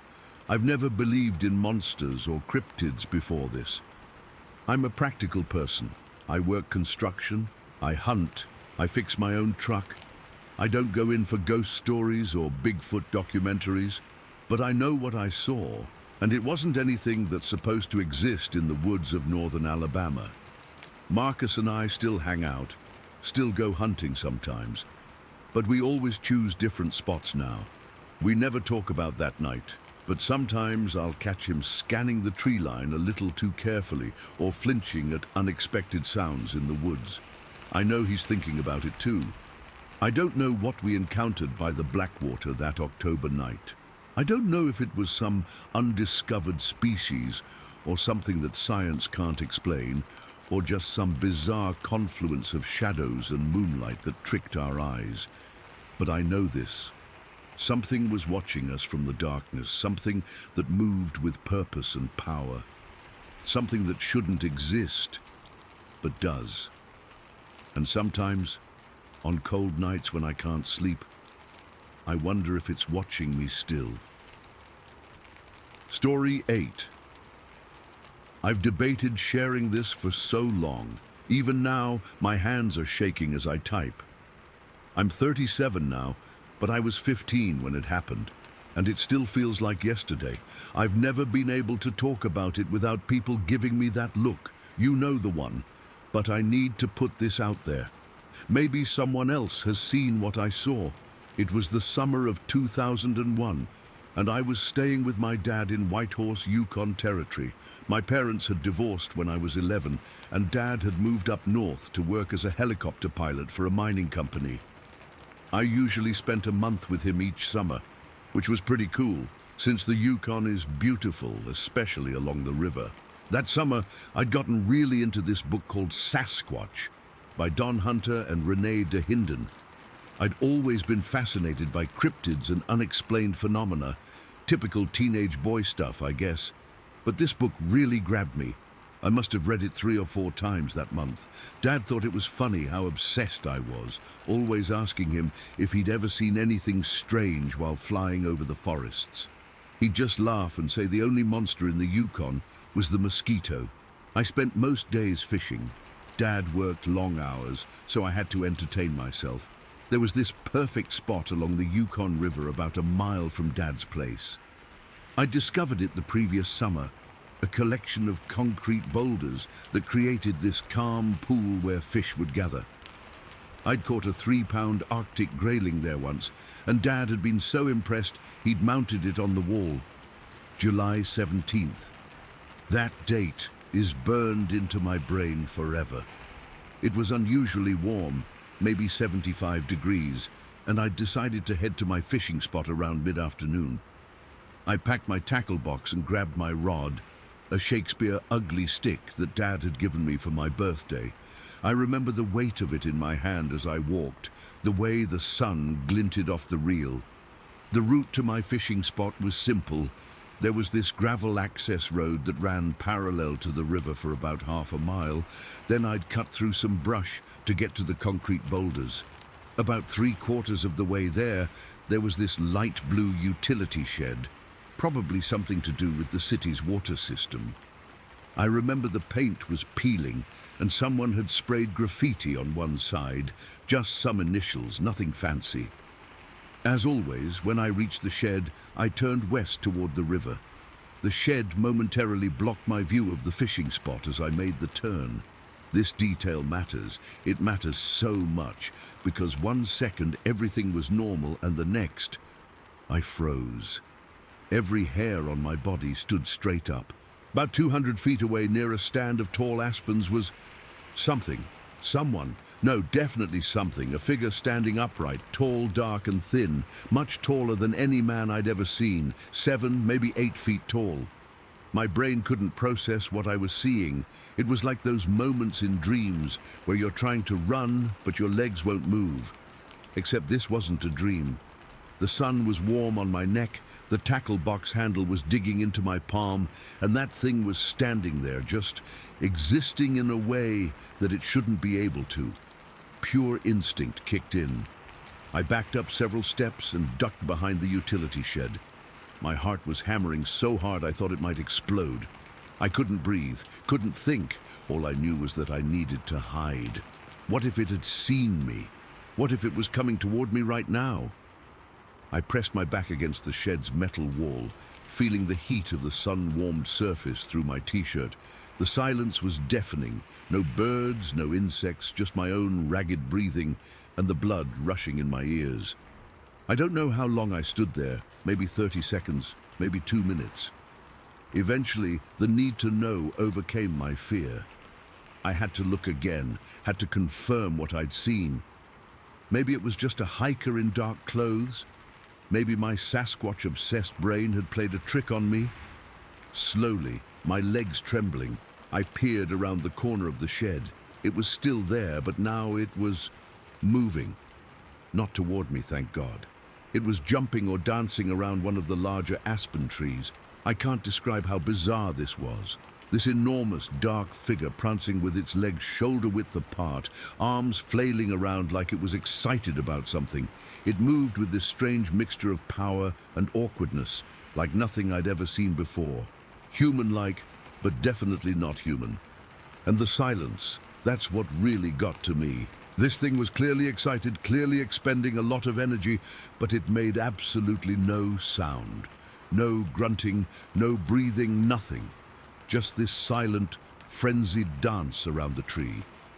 I stood transfixed, unable to look away. Part of me wanted to run, but another part, the part that had devoured that Sasquatch book, was utterly fascinated.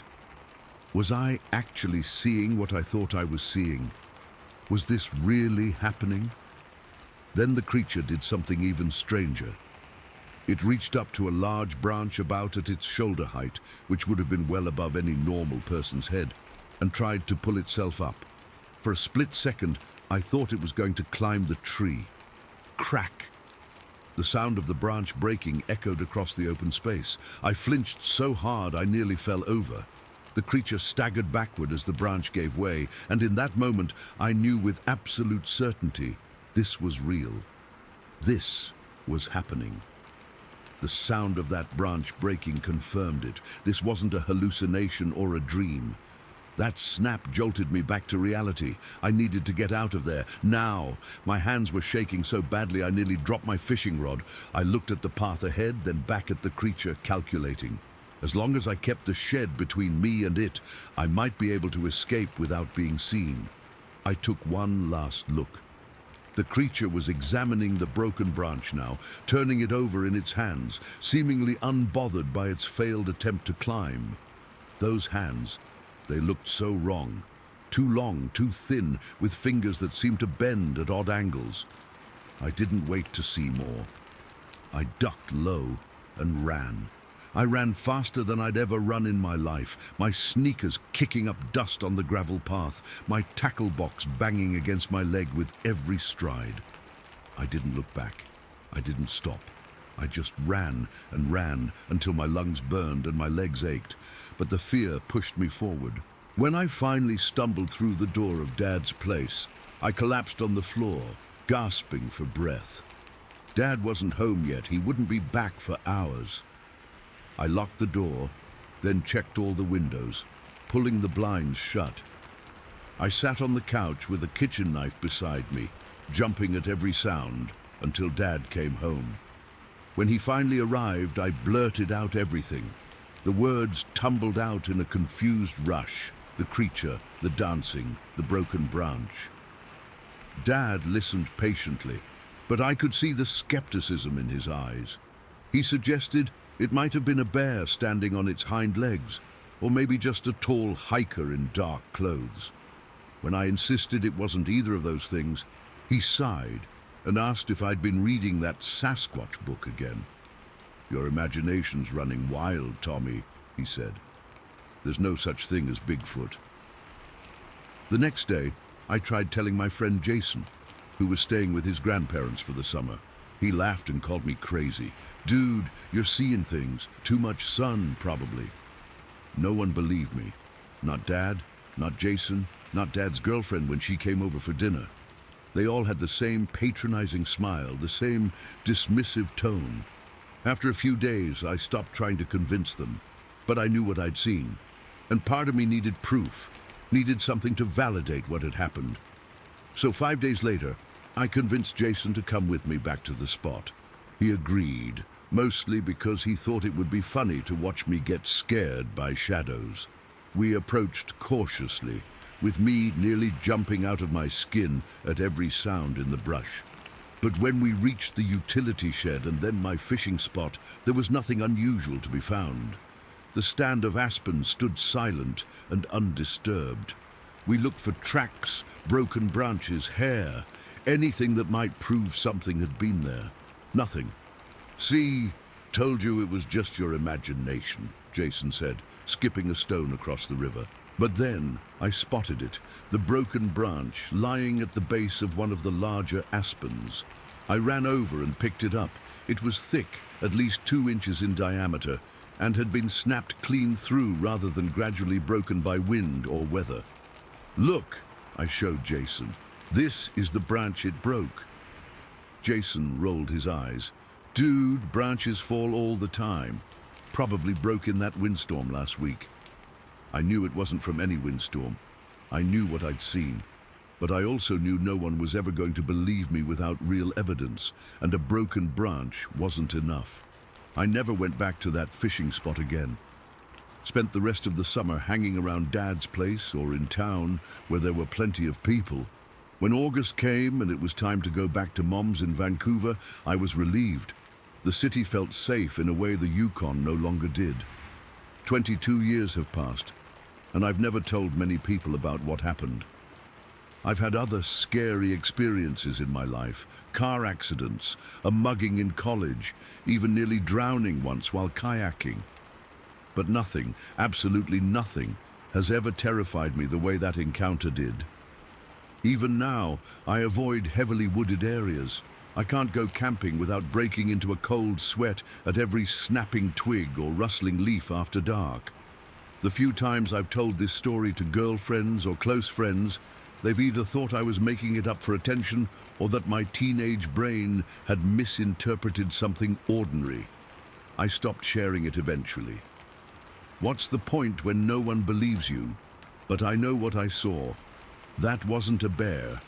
It wasn't a person. The proportions were all wrong. Too tall, too thin, moving in ways that defied normal human movement. And that silent, excited dancing around the tree, what was that about? What had it found that got it so worked up? These questions still haunt me. I've read accounts from others who've had Sasquatch encounters, and many report the same feeling I had, that sudden, overwhelming sense of wrongness. That recognition deep in your primitive brain that you're seeing something that shouldn't exist in your understanding of the world. I've never gone back to Whitehorse. Dad moved to Calgary a few years later, so there was no reason to. Part of me wants to return, to see if that utility shed is still there, to stand at that exact spot and try to make sense of what happened. But a bigger part of me is still terrified of what I might find, or what might find me. So that's my story. Take it or leave it. I don't really care if people believe me anymore.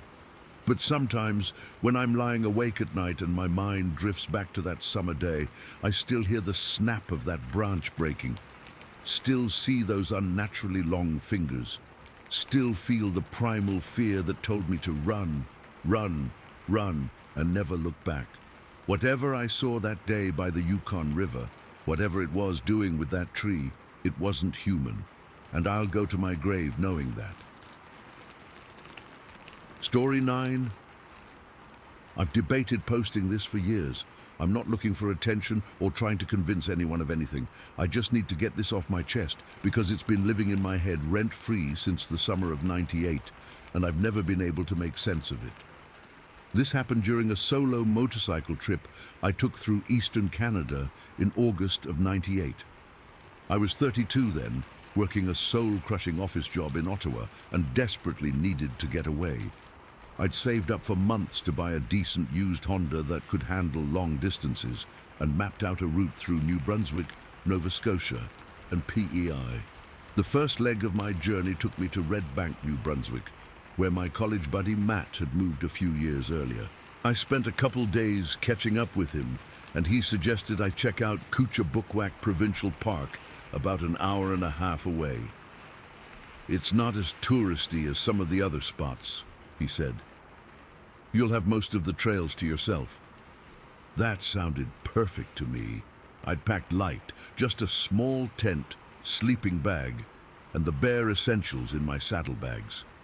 I left Matt's place around noon, expecting to reach the park with plenty of daylight left to set up camp. The ride to Kutcha was uneventful but gorgeous. Typical New Brunswick scenery with rolling hills, dense forests, and the occasional glimpse of water. I remember feeling this sense of freedom I hadn't felt in years. No deadlines, no boss breathing down my neck, just me and the open road. I arrived at the park's entrance around 2 in the afternoon. The ranger at the gate, older guy with a grey beard and weathered face, gave me a map and circled a few spots he thought were worth checking out. "If you've got time tomorrow morning," he said, tapping the map with his pen, "there's an incredible bog about 2 miles up this trail. Best viewed early when the fog's still lifting." I thanked him and found a decent spot to pitch my tent near the edge of the campground.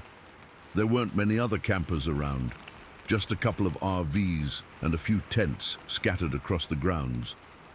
After setting up, I took a short hike around the immediate area to stretch my legs after the long ride, had some dinner on my little camp stove, and turned in early.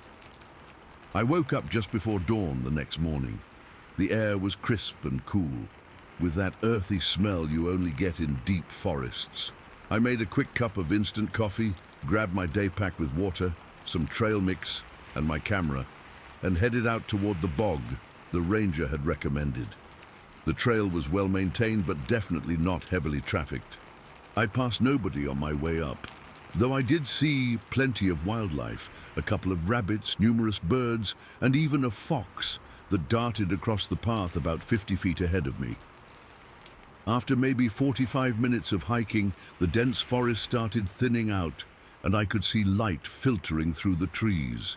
A few minutes later, I emerged at the edge of an enormous bog.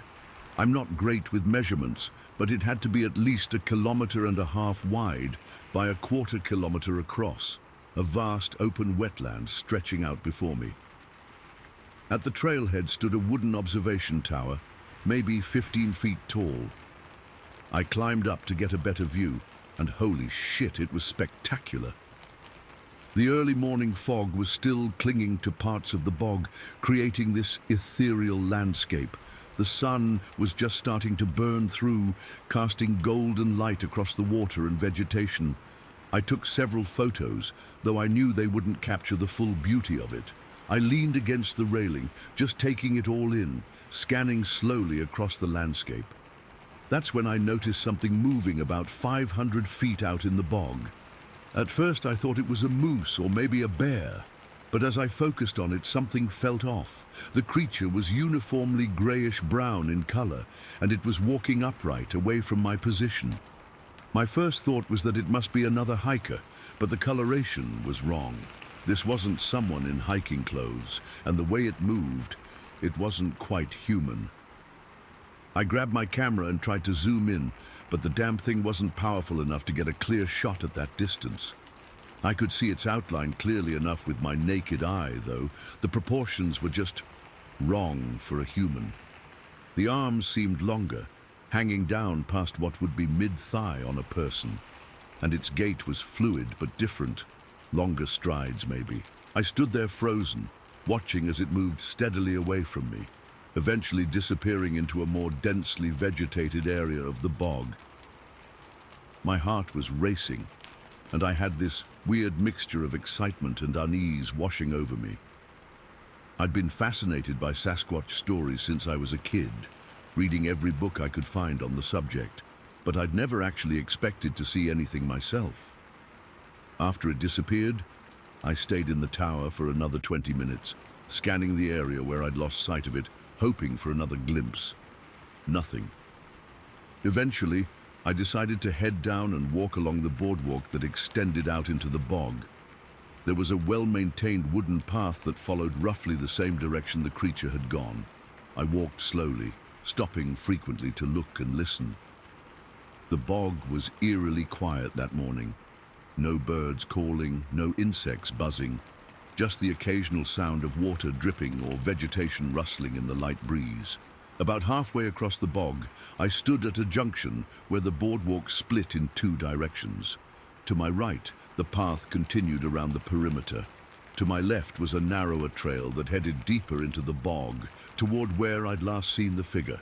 I seriously considered leaving the boardwalk to search for tracks or other evidence, but something stopped me. Maybe it was common sense. Wandering off into an unfamiliar bog seemed like a bad idea, or maybe it was something more primal, a deep-seated warning from my subconscious. I stood there for what felt like ages, debating what to do. Finally, I decided to play it safe and stick to the boardwalk. I continued along the perimeter path for another 15 minutes before turning back. On my way back, I decided to climb the observation tower once more, thinking maybe I'd get lucky and spot the creature again. I almost couldn't believe it when, about 5 minutes after climbing up, I saw the same figure, or what I assumed was the same one, moving through the bog again. This time, it was walking from right to left across my field of vision, maybe 600 feet away. The sun was higher now, providing better light, and I could make out more details. The creature was tall, easily over 7 feet, and moved with this odd, fluid grace that seemed impossibly efficient for something that size. As it walked, I could see light between its legs, confirming it was indeed bipedal. What struck me most was how it moved through the bog. It had these unusually long lower limbs that seemed perfectly adapted to navigating the wet, unstable terrain. And as it walked, it appeared to be picking plants or berries from the taller vegetation without breaking stride.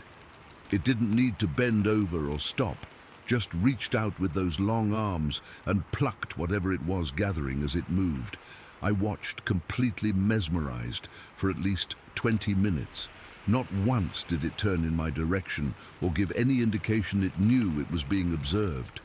Eventually, it disappeared into a thicket of trees at the far edge of the bog, and I lost sight of it again. I stayed in the tower for another hour, hoping for one more sighting, but saw nothing else unusual.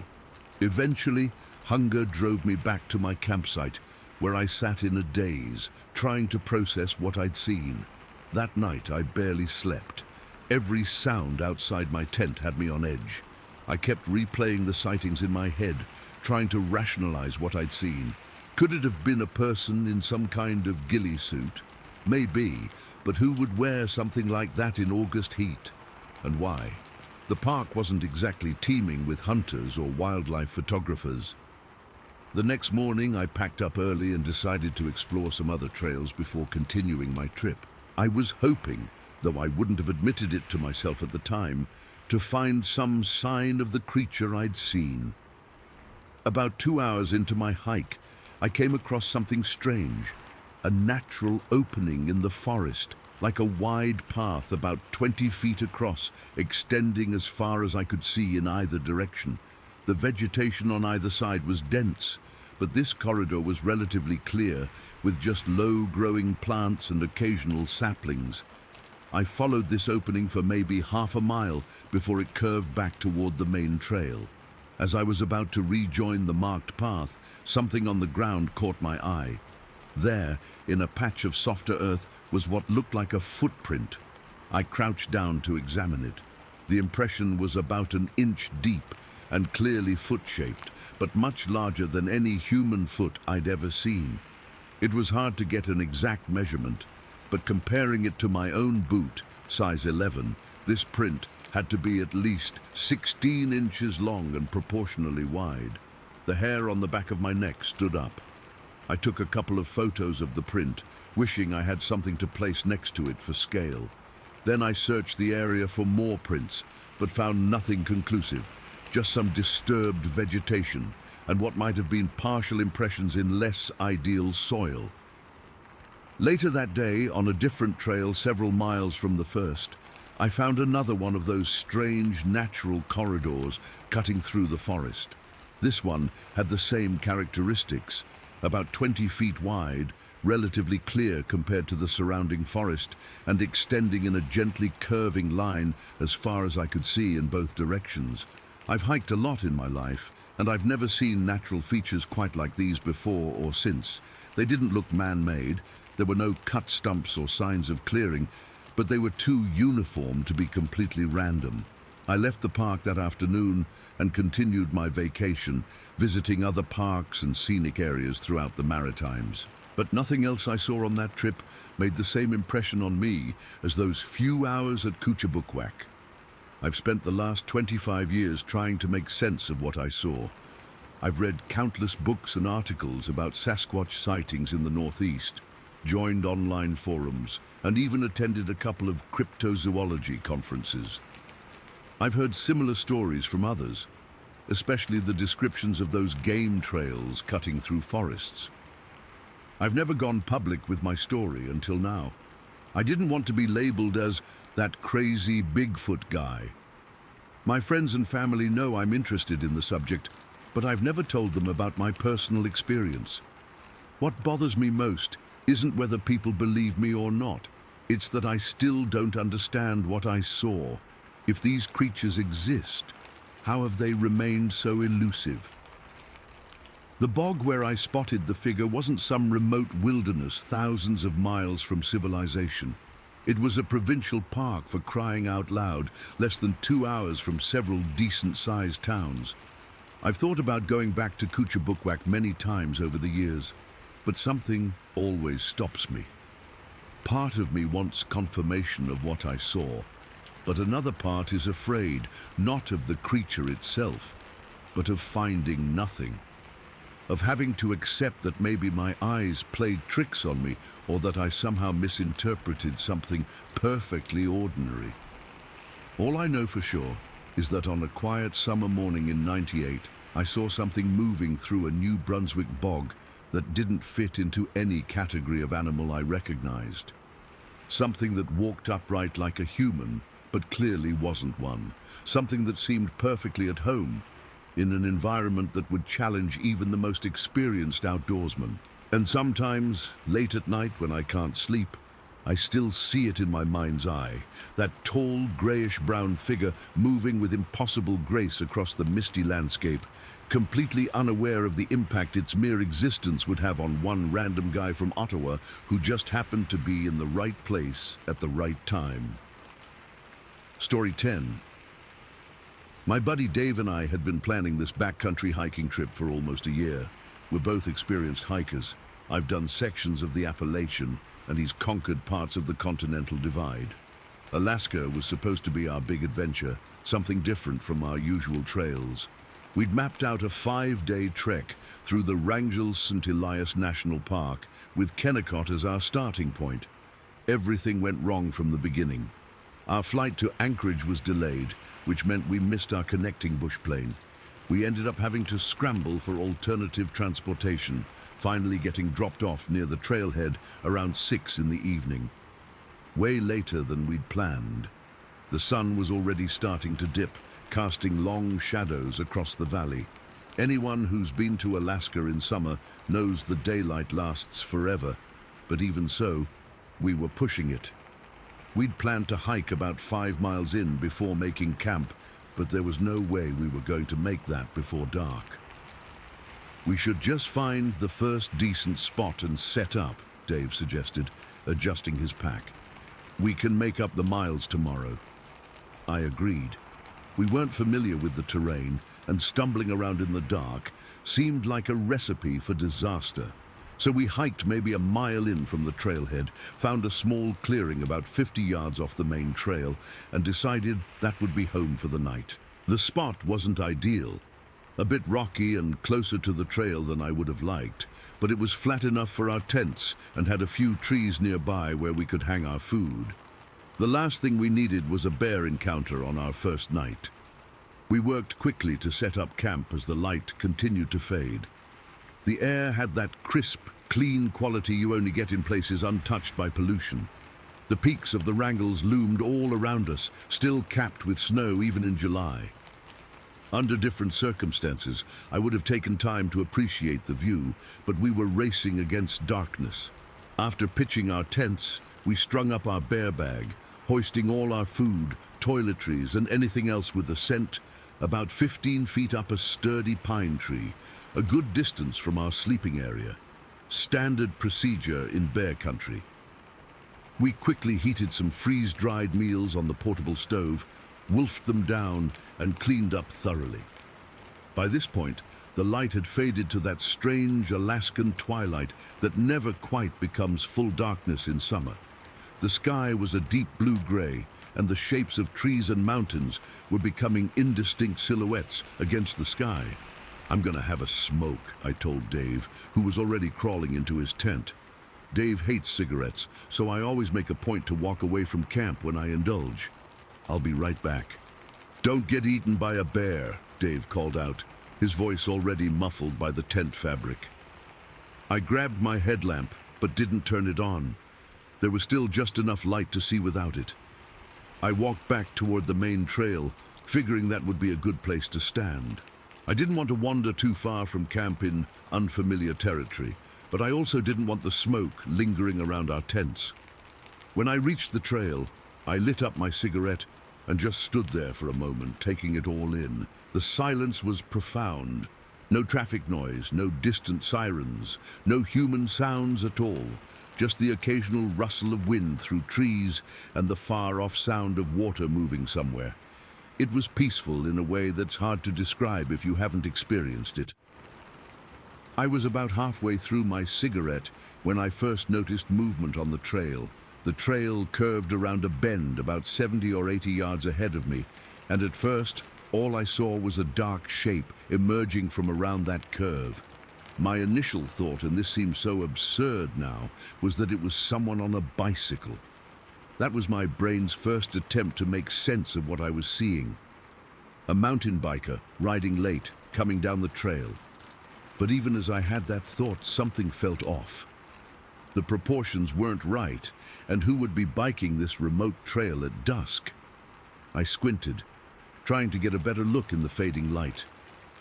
The shape was moving slowly down the trail toward me, and as it got closer, maybe 50 yards away now, I realized, with growing unease, that I wasn't looking at a person on a bicycle. I was looking at something bipedal, walking upright on two legs. My next thought was, bear. But that didn't fit either. I've seen plenty of bears in the wild, and even when they stand on their hind legs, they don't look like this. This thing was walking smoothly, naturally bipedal, not in the awkward, temporary way a bear stands. The figure stopped, and I could make out more details now. It was tall, at least 7 feet, maybe more. Its legs were spread apart in a stance that had created that initial bicycle illusion. Its arms were curled at its sides in a way that had somehow resembled hands gripping handlebars in the poor light. The body was massive, with broad shoulders tapering to a narrower waist, and it was covered in what looked like dark fur or hair. Not clothing, definitely not clothing. I stood frozen, my cigarette burning forgotten between my fingers. A chill ran from the base of my spine all the way up to my scalp, making my hair stand on end. I couldn't see the thing's face clearly. It was too dark, and it was still too far away. But I had the overwhelming sensation that it was staring directly at me. "Dave!" I called out, my voice coming out as a harsh whisper at first, then louder. "Dave!" I didn't dare turn my head away from the figure on the trail. I heard rustling from our campsite, Dave probably emerging from his tent. "What is it?" he called back. "There's something," I started to say, but when I glanced back at the trail, the figure was moving. And not just moving. It was fast. In the second or two I had looked away to call for Dave, the thing had already covered half the distance to the tree line on the far side of the trail. It wasn't running exactly, more like taking enormous, powerful strides that ate up the ground with shocking efficiency. Despite its size, it moved with an eerie grace, still completely upright, those long arms now swinging slightly at its sides. It reached the edge of the trees and disappeared into the forest without hesitation, still moving at that same frightening speed. The entire sighting couldn't have lasted more than 20 or 30 seconds, but it felt like time had stretched and warped. I stood there, heart hammering in my chest, staring at the spot where the creature had vanished into the trees. "What is it?" Dave repeated, now standing beside me with his headlamp on. The beam cut through the growing darkness, illuminating the empty trail. I saw... What did I see? The words Bigfoot or Sasquatch seemed ridiculous, like something from a tabloid headline or a bad TV show. But what else could it have been? I saw something on the trail, something big, walking on two legs. Dave's headlamp swept across the trail and into the trees beyond. A bear? No, I said firmly. Not a bear. It was walking upright the whole time, and it moved It moved too fast. Dave kept scanning with his light, but there was nothing to see now. Just trees and undergrowth and the empty trail stretching away into darkness. "Well, whatever it was, it's gone now," he said finally. I could hear the skepticism in his voice. He thought I'd seen a bear, or maybe a moose, though a moose looks nothing like what I'd seen. I couldn't sleep that night. I lay in my tent, every sense hyper alert, listening to every creak and rustle in the forest around us. Dave had insisted we stay put. Breaking camp and hiking out in the dark would be more dangerous than whatever animal I thought I'd seen, he reasoned. Easy for him to say. He hadn't seen it. The next morning, I convinced Dave to explore the trail with me before we continued our hike. The area looked so different in daylight. Less mysterious, more mundane. We walked up and down the section of trail where I'd seen the figure, looking for tracks or any sign of whatever had been there. We found nothing. No footprints, no broken branches, no hair caught on tree bark. Nothing to suggest anything unusual had passed through. The ground was too rocky and hard-packed to hold distinct prints anyway. "See? Probably just a bear," Dave said, slapping me on the back. "Your eyes playing tricks in the dark." But I knew better.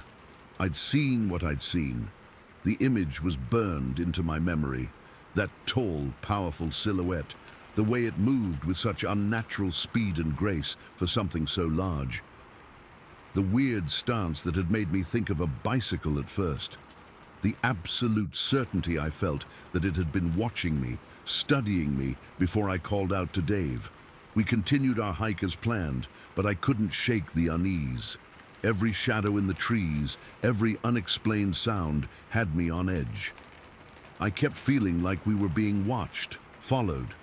Dave thought I was being paranoid, and maybe I was, but the feeling persisted throughout our trip.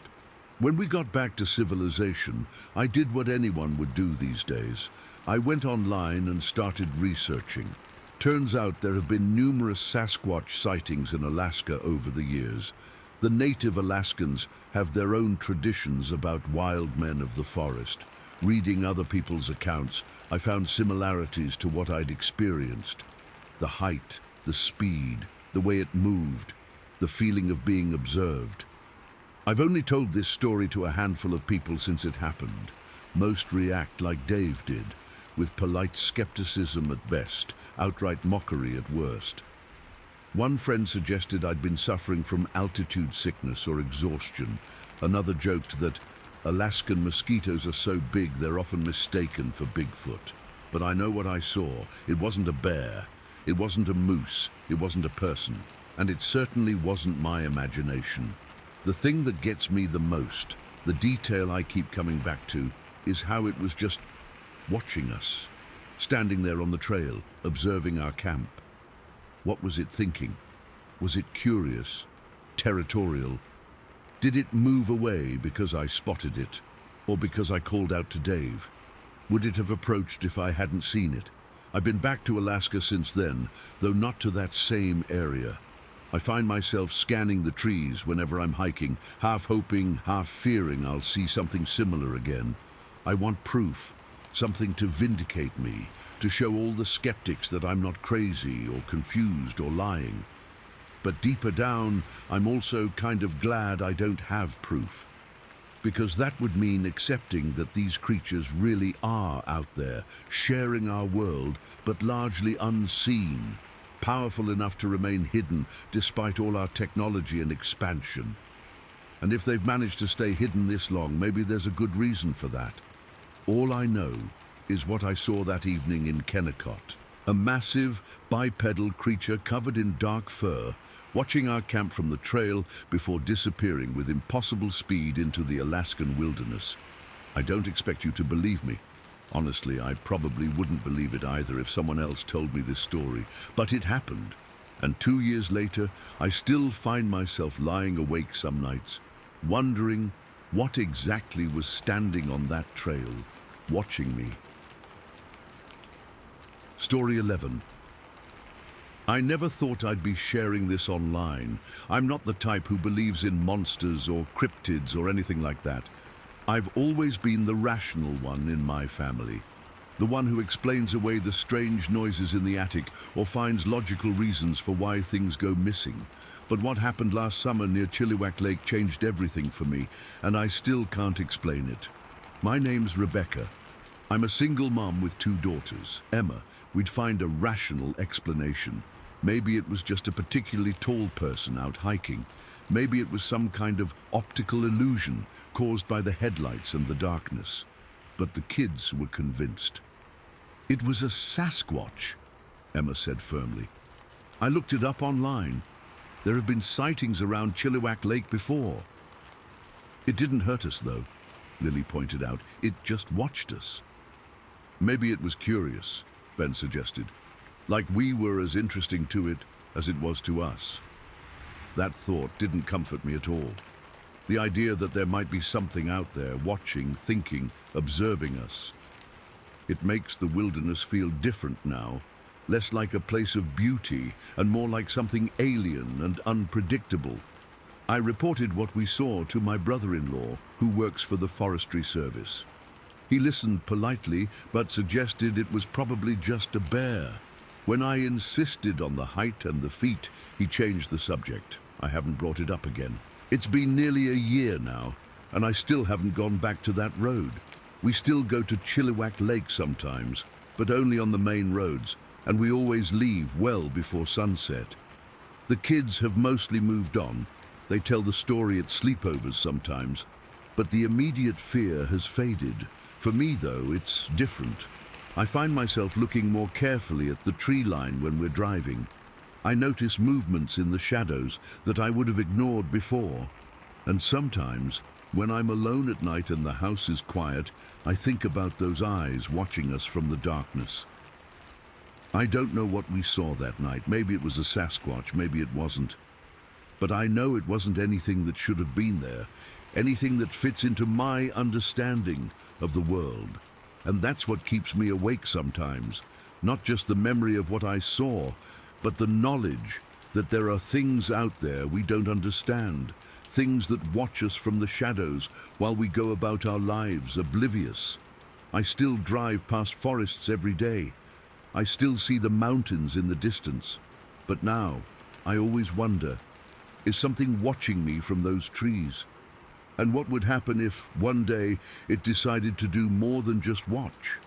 Sometimes I think about going back in daylight with other adults to look for evidence, footprints, broken branches, anything that might explain what we saw. But then I remember those eyes, that intelligent gaze, and I know I never will. Some mysteries are better left unsolved. Some parts of the wilderness are better left unexplored. All I know is that I saw something that night that shouldn't exist, and it saw me too. And sometimes that's the thought that frightens me most of all. Story 12. I've been debating whether to share this for weeks now.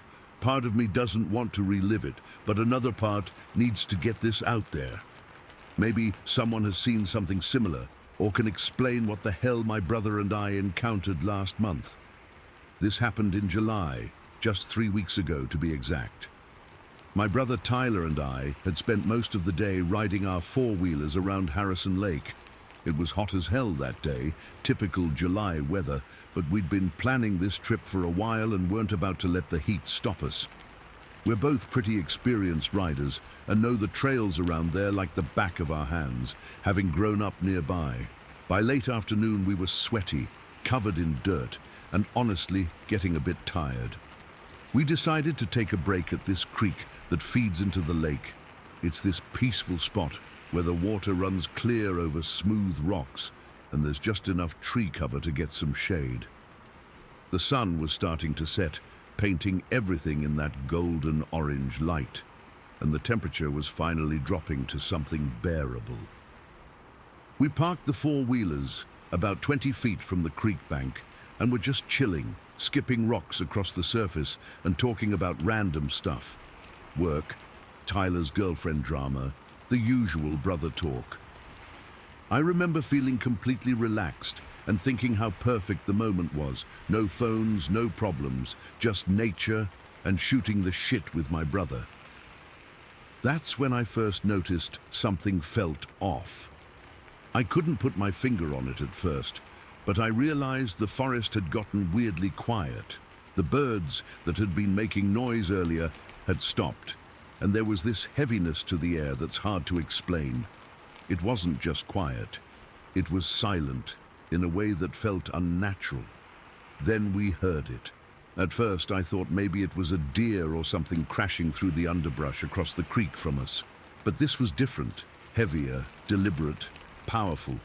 Whatever was moving through those trees was big, and it wasn't trying to be quiet. You know how deer move. They're graceful, light on their feet. This was something plodding, breaking branches, and making the ground feel like it was vibrating slightly. "You hear that?" I asked Tyler, and he nodded, both of us looking toward the source of the sound. The noise stopped for a second, and then started again, closer this time. That's when my heart started racing. Something didn't feel right. Instinct, maybe. I stood up, scanning the tree line across the creek about 50 feet away. That's when I saw it, and I swear to God my blood turned to ice. Standing just beyond the tree line was, I don't even know how to describe it properly. It was huge, easily between 7 and 8 feet tall. I'm 6 foot, and this thing towered over anything human I've ever seen. It had these incredibly broad shoulders and arms that hung down way lower than any person's should, almost to its knees. Its entire body was covered in this thick, reddish-brown hair or fur that looked matted in places like it had been trudging through mud or water. The legs on this thing were massive, like tree trunks, and its feet were enormous, at least twice the size of a human foot from what I could tell.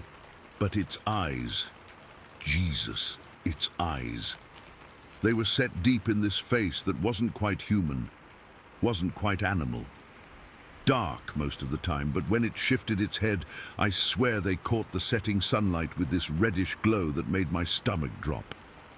I called out, something between a warning and a shout of disbelief. I think I yelled, "Holy shit," or something like that. Tyler turned to look where I was pointing, and the thing moved. Despite its size, it retreated into the trees with this unsettling agility and silence. 1 second it was there, the next gone, but not completely. We could still hear it moving, still feel its presence. Tyler thought I was messing with him. "What the hell are you yelling about?" he asked, looking confused. But then the brush started shaking again, branches breaking, and I could see by his face that he heard it too. There was this feeling, impossible to mistake, that we were being watched, like prey. "We need to go, now," I said, already backing toward our four-wheelers, never taking my eyes off the spot where I'd seen it. Tyler didn't argue. I think he caught a glimpse of the thing when it moved away, because all the color had drained from his face. We jumped on our ATVs, hands shaking so bad I could barely turn the key. I've never been so grateful for the roar of engines in my life. We tore out of there, following the trail that leads back to the main road. My heart was pounding so hard I could feel it in my throat, and I kept checking over my shoulder, half expecting to see that thing charging after us. The trail cuts through dense forest for about a mile before it opens up near the lake access road. We were about halfway through, rounding this sharp bend where the path narrows between 2 huge oak trees, when it happened.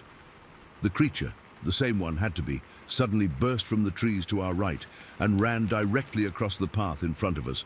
I slammed on my brakes so hard I nearly flew over the handlebars. Tyler skidded to a stop beside me, and we both just sat there, engines idling, completely frozen. It was even more terrifying up close. Despite weighing what had to be hundreds of pounds, it moved with shocking speed. Its long arms swung powerfully with each stride, and its huge legs ate up the ground with just a couple of steps. I could literally feel the vibration of each footfall through my ATV. Then in seconds, it vanished into the thick forest on the other side of the trail. The whole thing probably lasted 5 seconds, but it's burned into my memory forever. The way it moved wasn't like anything I've ever seen. Not human, not like any animal native to these woods. It was fluid but powerful, deliberate. Tyler and I looked at each other, and without saying a word, we gunned our engines and rode the rest of the way home, faster than was safe on those trails. Neither of us spoke until we got back to my place and had locked the doors behind us. "What the fuck was that?" Tyler finally asked, his voice shaking. We went back and forth for hours that night, trying to rationalize what we'd seen. A bear walking upright. No way. The proportions were all wrong, and bears don't move like that. Someone in a costume, out in the middle of nowhere, and no costume could capture that fluid, powerful movement. Besides, nobody in a suit could move that fast through dense forest. We agreed not to tell anyone at first. Who would believe us? We'd sound crazy. But 3 days later, something happened that changed everything. Our neighbor, Mrs. Keller, this sweet older lady who lives about half a mile down the road from our place, apparently had her own encounter. My mom called to tell me that Mrs. Keller had been taken to the hospital for what they initially thought was a heart attack. It wasn't, thankfully, but her blood pressure had spiked dangerously high because of what she said she saw. According to Mom, Mrs. Keller had been sitting on her back porch the evening after our encounter just after sunset, when she noticed something standing at the tree line about 30 yards from her house. A tall, hairy figure with reddish-brown fur and these long arms. She described the same thing we saw, right down to the eyes that seemed to reflect light in an unnatural way. She said it just stood there watching her house, completely silent and still, for nearly 5 minutes before melting back into the trees. When I heard this, my skin crawled. It wasn't just us. Whatever this thing was, it was real, and it was in our neighborhood, watching our homes. Word spread fast after Mrs. Keller's incident. Within days, the entire community around Harrison Lake was buzzing with theories and rumors. Some people are saying it's a Bigfoot or Sasquatch. Others think it's some kind of escaped animal or a hoax. A few of the more conspiracy-minded neighbors are convinced it's something government-related, escaped from a lab or some bullshit like that. Whatever it is, it's changed how we all live around here. People are keeping their kids indoors after dark. No one goes into the woods alone anymore. Everyone's installed security cameras and motion lights. We've become a neighborhood on edge, glancing nervously at the tree line every time we step outside. Tyler and I have gone back to the creek exactly once since it happened, in broad daylight, with 3 other friends and all carrying. We found some weird stuff, branches broken about 8 feet up, way higher than a person could snap them. And what might have been footprints in the soft mud near the water, though rain had washed away most of the detail. Just massive indentations, much larger than any human foot. I've spent countless hours researching online since this happened. I've gone down every rabbit hole about Bigfoot sightings, cryptids, mice-identified animals, you name it. I've read hundreds of accounts from all over the country describing creatures similar to what we saw. Some of them are probably bullshit, but after what I experienced, I'm a lot less skeptical than I used to be. The thing that keeps me up at night isn't just what I saw, it's the way it made me feel. There was something deeply unsettling about being in its presence, like we were being sized up by something intelligent, something that knew exactly what it was doing. The way it cut across our path on the trail wasn't random. It felt deliberate, like a warning or a demonstration. It's been 3 weeks, and I still jump at every strange noise outside my window. I still have dreams where I see those eyes reflecting in the dusk light. I still can't explain what my brother and I encountered that evening at Harrison Lake. But I know what I saw, and I know it wasn't human. The scariest part? Mrs. Keller moved out last week, just packed up and went to stay with her daughter in Ohio. Said she couldn't sleep knowing that thing was out there watching her house. And honestly, I don't blame her, because whatever is living in the woods around Harrison Lake, it's still out there. And sometimes, when I'm outside at dusk, I still get that feeling, that prickling on the back of my neck that tells me I'm being watched, Has anyone else experienced something like this? Has anyone else seen what we saw? Because I can guarantee this wasn't just some guy in a suit, and it wasn't a bear or any other animal native to these parts. This was something else entirely, and until I know what it is, I don't think I'll ever feel safe in these woods again. Story 13. I've been holding this in for 23 years, and it still gives me nightmares. I was 8 years old when it happened, but the memory is burned into my brain like it was yesterday. Some things you just can't forget, no matter how hard you try. My family had just moved to this rural property in eastern Kentucky. It was pretty isolated. Our nearest neighbor was about 2 miles away, and we were surrounded by thick woods on 3 sides. My parents thought it would be a good place to raise kids, away from the city and all its problems. They wanted us to experience nature, have room to run around, that kind of thing. I spent a lot of time in this old camper that was parked about 50 yards from our house. My dad had been planning to fix it up, but he never got around to it, so it became my playhouse. I'd bring my toys out there, my coloring books, and sometimes I'd just sit and read. I always had company, though. Our dogs followed me everywhere. We had 3 Chihuahuas, Peanut Butter and Jelly, I named them, and this massive Rottweiler named Rex. Rex was technically my dad's dog, but he'd appointed himself as my personal bodyguard. It was early October, a Saturday afternoon. The weather was perfect, not too hot, not too cold, and the leaves were starting to change. Mum was inside making dinner, and Dad was fixing something in the garage with my 2 older brothers. I was in my camper with my dogs, playing with my Barbie dolls. I remember I was making up some story about Barbie going camping when all of a sudden the dogs went crazy. All 4 of them started barking at once, which wasn't that unusual, but this was different. The Chihuahuas were practically vibrating with tension, and Rex, who was normally pretty chill, had his hackles up and was growling deep in his throat. They all ran to the door of the camper and started scratching to get out. I figured maybe they'd spotted a squirrel or something, so I opened the door. They shot out like rockets, running toward the edge of the woods about 100 feet away. I followed them, calling their names, worried they might run off into the forest. When I got closer, I saw what had caught their attention. A small fawn standing at the tree line, frozen in place. The fawn was beautiful, with those white spots still on its back. For a second, I thought about chasing after it. I was 8, remember, but that's when I noticed something else. Just behind the fawn, partially hidden by the trees, was what I initially thought was an extremely tall man.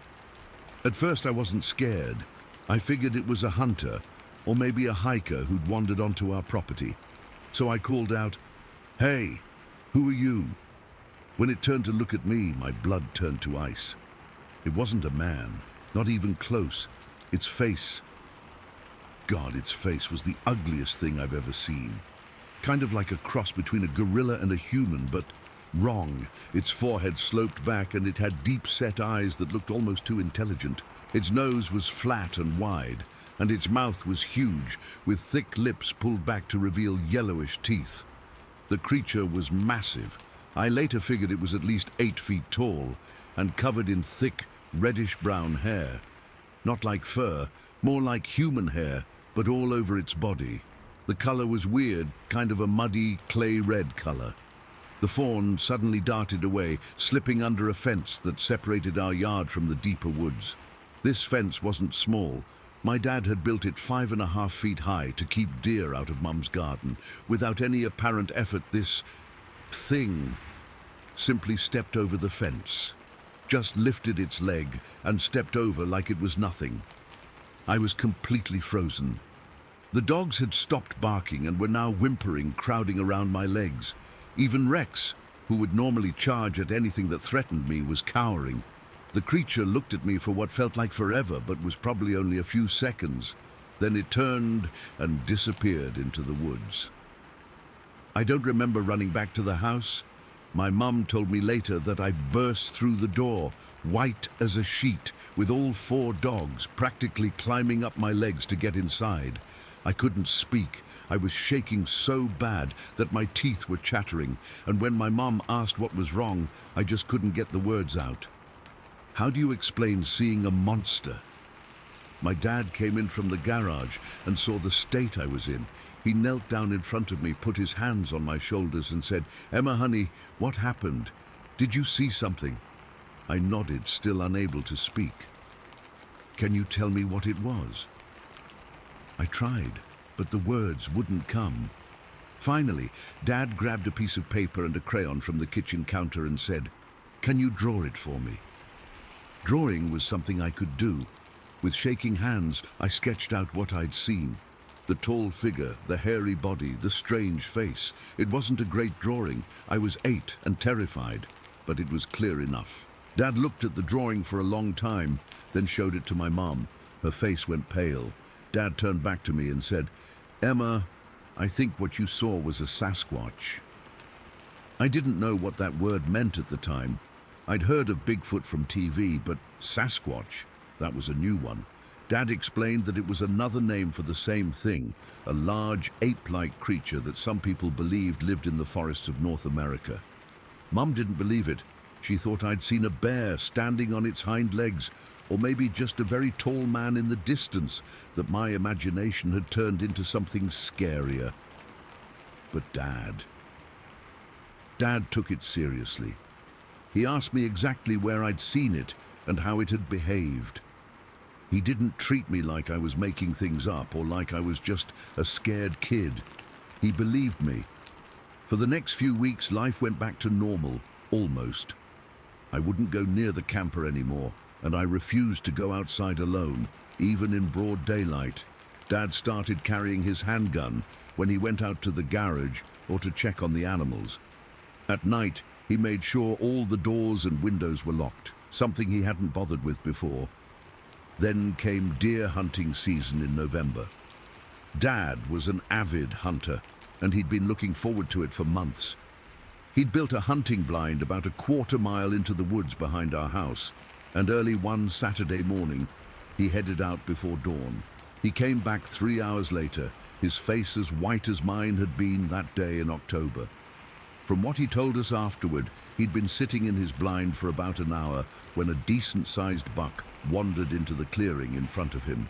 Dad was lining up his shot when suddenly the buck's head snapped up, its ears pricked forward, and it bolted. Something had spooked it.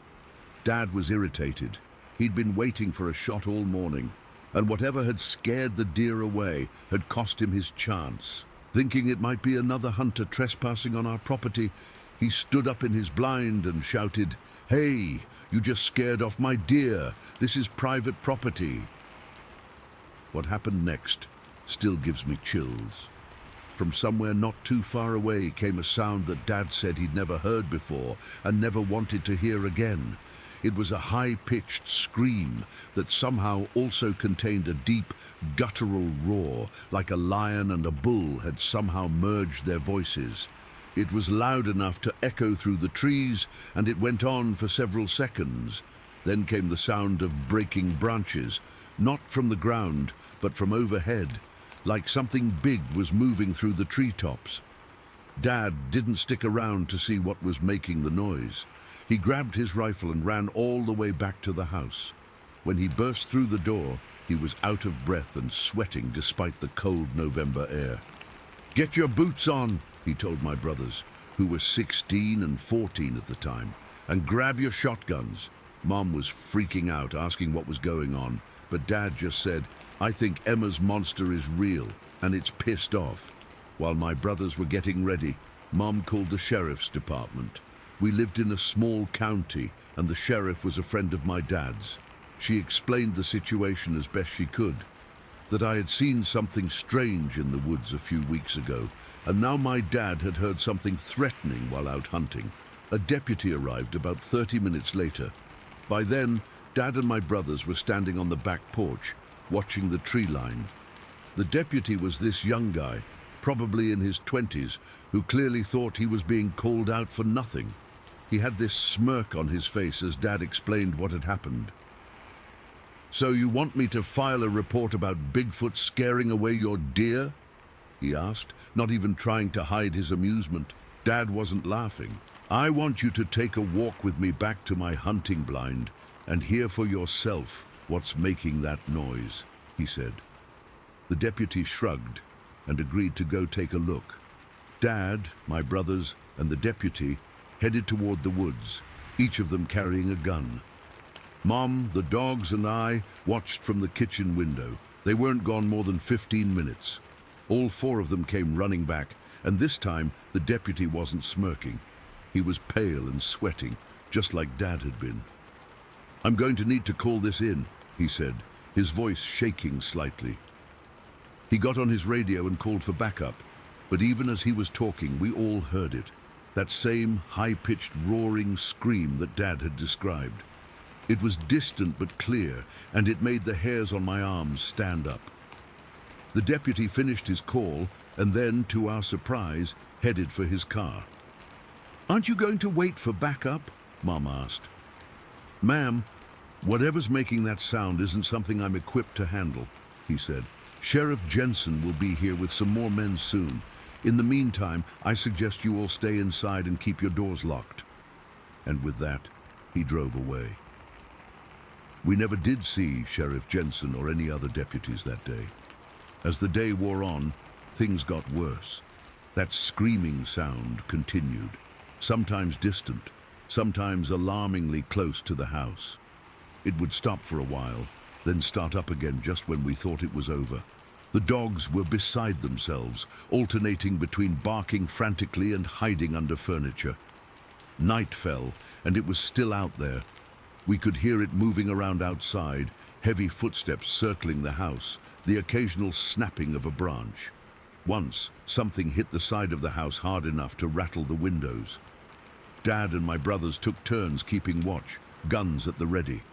I'll never forget sitting in the living room with all the lights off, peering through a crack in the curtains, trying to catch a glimpse of whatever was stalking our home.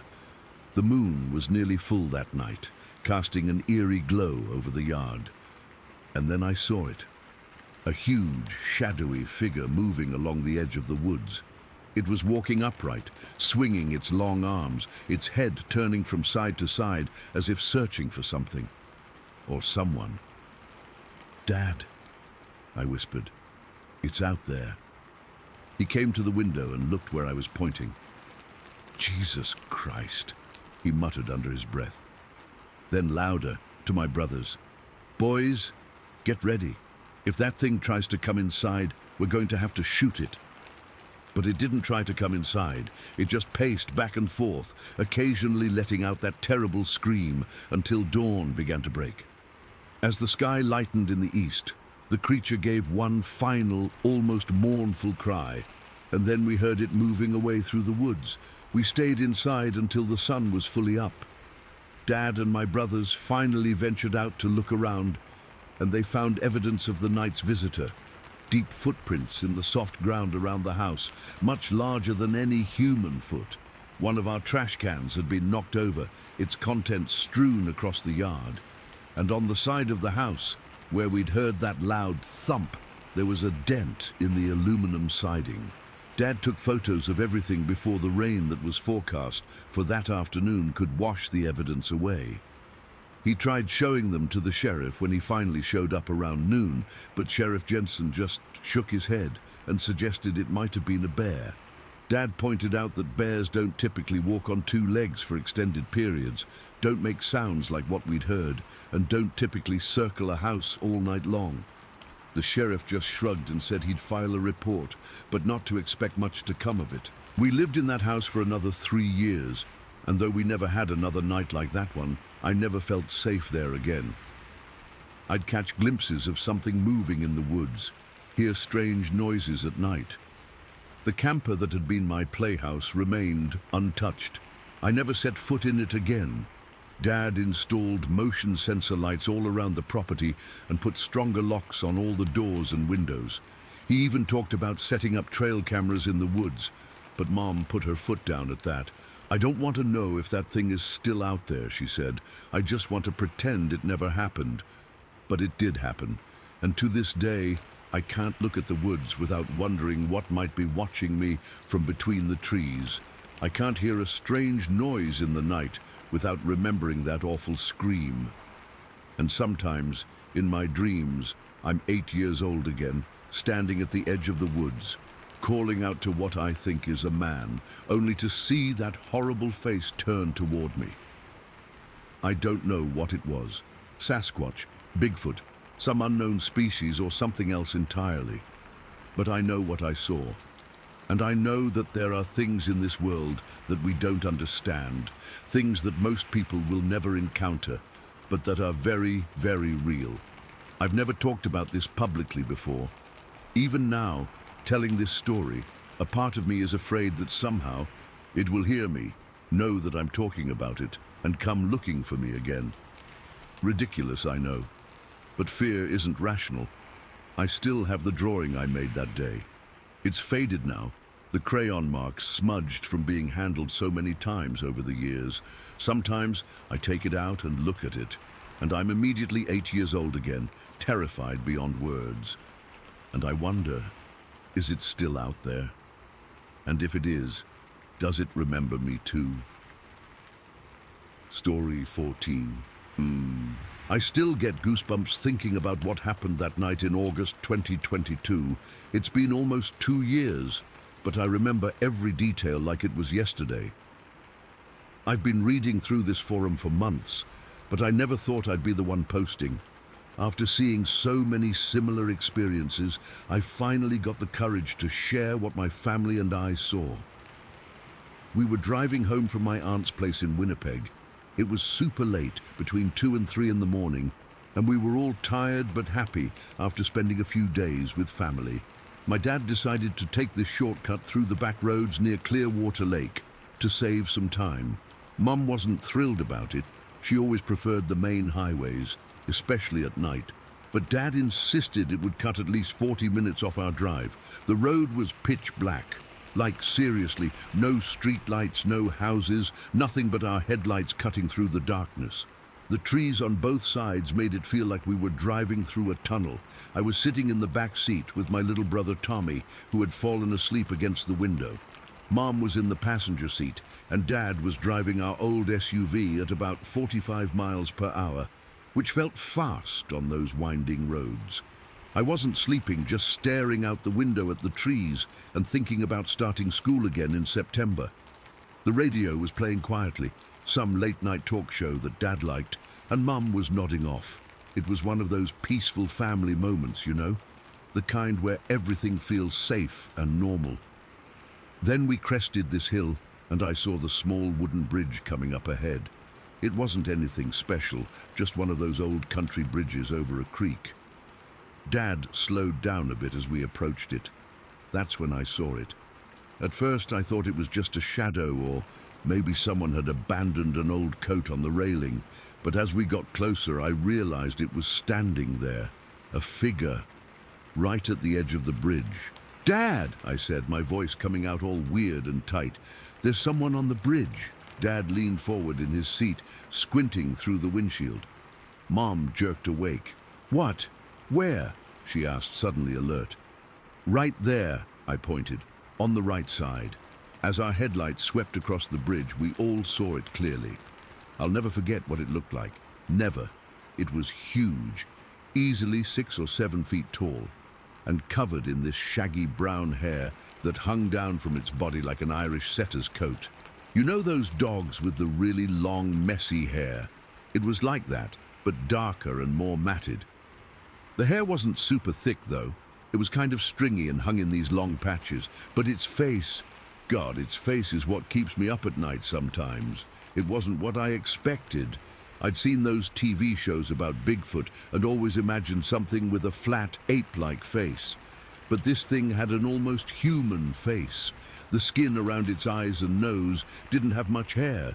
It was wrinkled and leathery, like an old man's face. Its eyes caught the headlights and reflected back for just a second. Yellowish, I think, but it happened so fast. The weirdest part was that it didn't have a neck, at least not one I could see. Its head just sat directly on these massive shoulders. They were so broad, way broader than any human I've ever seen. It was built like a linebacker, but taller and more, I don't know, primitive looking. As we drove past it, I swear it turned slightly to watch us. It stood so stiffly against the bridge railing, like we'd caught it by surprise and it had frozen in place. It didn't move or run away, just stood there staring as we passed. The whole thing lasted maybe 5 seconds. Dad didn't slow down. If anything, I think he sped up a little. Tommy was still asleep and missed the whole thing, but Mom, Dad, and I saw it clear as day. Once we were across the bridge, I twisted around in my seat to look out the back window, but it was too dark to see anything.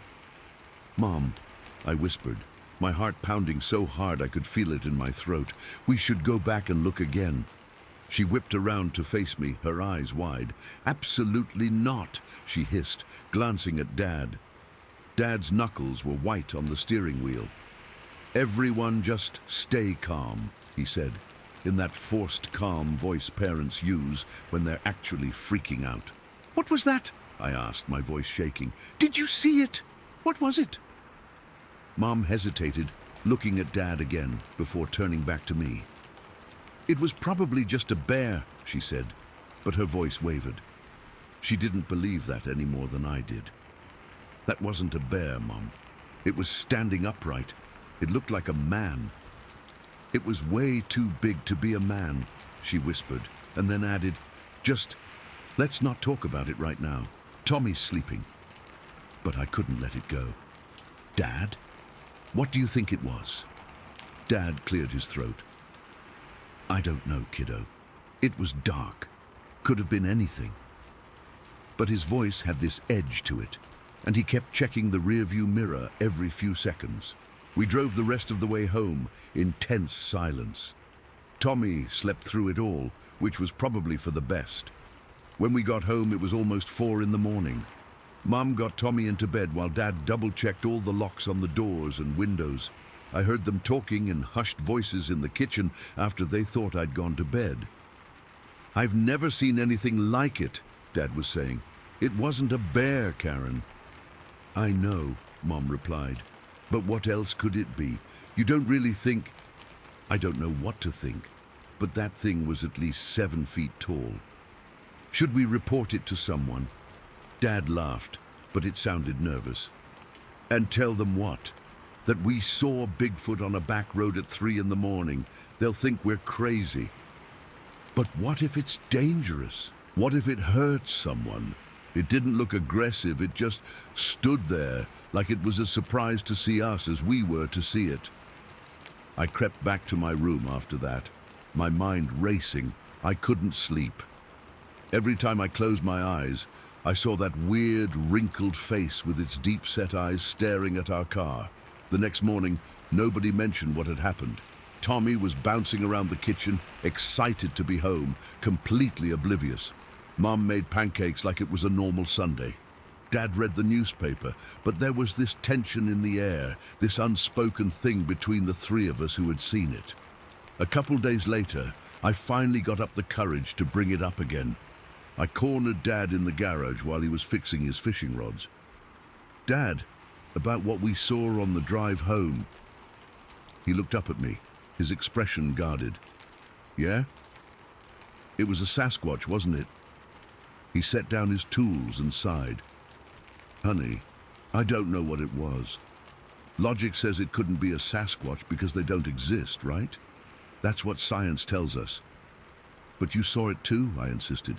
"I saw something," he admitted. "Something I can't explain. But jumping to Sasquatch is a big leap." "What else could it have been?" He rubbed his face. "I've been asking myself the same question. It wasn't a bear. It wasn't a moose. It wasn't a person in a costume. We were in the middle of nowhere." "So it was a Sasquatch," I said. Dad looked at me for a long moment. "Let's just say it was something I've never seen before and hope to never see again. And let's not talk about this with people outside the family, okay? People tend to think you're nuts when you start talking about seeing cryptids." I nodded, but inside I was buzzing with a weird mix of fear and excitement. We'd seen something that shouldn't exist, something most people only read about or see in blurry photos. That night I started researching online. I looked up Sasquatch sightings near Clearwater Lake, Manitoba, and you know what? There were others, not tons, but enough to make my skin crawl. A trucker in 2018 who described almost the exact same thing, a tall, hairy figure with a weirdly human face standing near the roadside. A camping family in 2020 who heard strange vocalizations and found massive, human-like footprints around their campsite. I became a bit obsessed, to be honest. I started reading every book and article I could find about Sasquatch encounters. So many of them described what we saw. The height, the hair, the surprisingly human features. Some reports even mentioned the same thing about the neck, how the head seemed to sit directly on the shoulders. Mum caught me reading a book about cryptids a few weeks later and got upset. "I don't want you filling your head with this stuff," she said, taking the book away. "What we saw, it's better if we just forget about it." "But how can we forget it?" I asked. "It was real, Mom. We all saw it." She sat down on my bed, suddenly looking exhausted. "I know we did. And yes, it was. It was something I can't explain, but obsessing over it isn't healthy." "Don't you want to know what it was?" "Some things don't have explanations," she said quietly.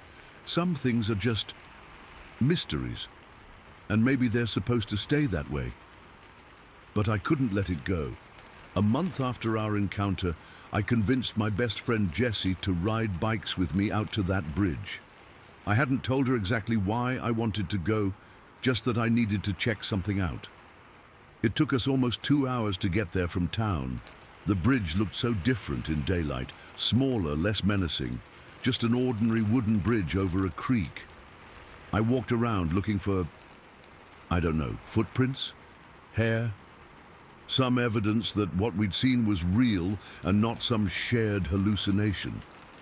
"What are we looking for?" Jessie asked, watching me peer over the railing. I shrugged, "Just checking something out." "This is about that thing your family saw, isn't it?" she asked suddenly. I froze. "What thing?" "My mom heard your mom talking to Mrs. Peterson at the grocery store. Something about seeing a really tall person or animal out here. Mom thinks your mom was pulling Mrs. Peterson's leg." I felt my face burning.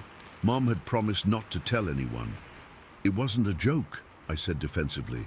"We saw something." Jessie didn't look convinced, but she helped me look around anyway. We didn't find anything unusual, just some beer cans and cigarette butts, probably from teenagers hanging out. As we were getting ready to leave, though, I noticed something odd about the trees on the far side of the bridge. Several branches were broken about 8 feet up, too high for a person to reach without a ladder. They were snapped, not cut, and they were fresh breaks. "Look at that," I pointed. Jessie squinted up at the trees. "So what? Probably wind damage." "The breaks are all at the same height," I said. "And look, it's like something pushed through from the woods toward the road." "Or from the road into the woods," Jessie said, but she looked uneasy now. We left pretty quickly after that.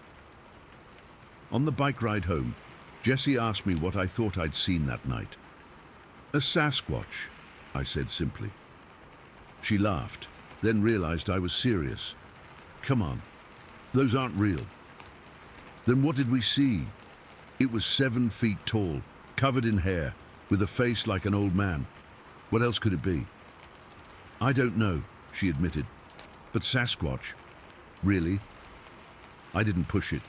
I could tell she thought I was either lying or delusional.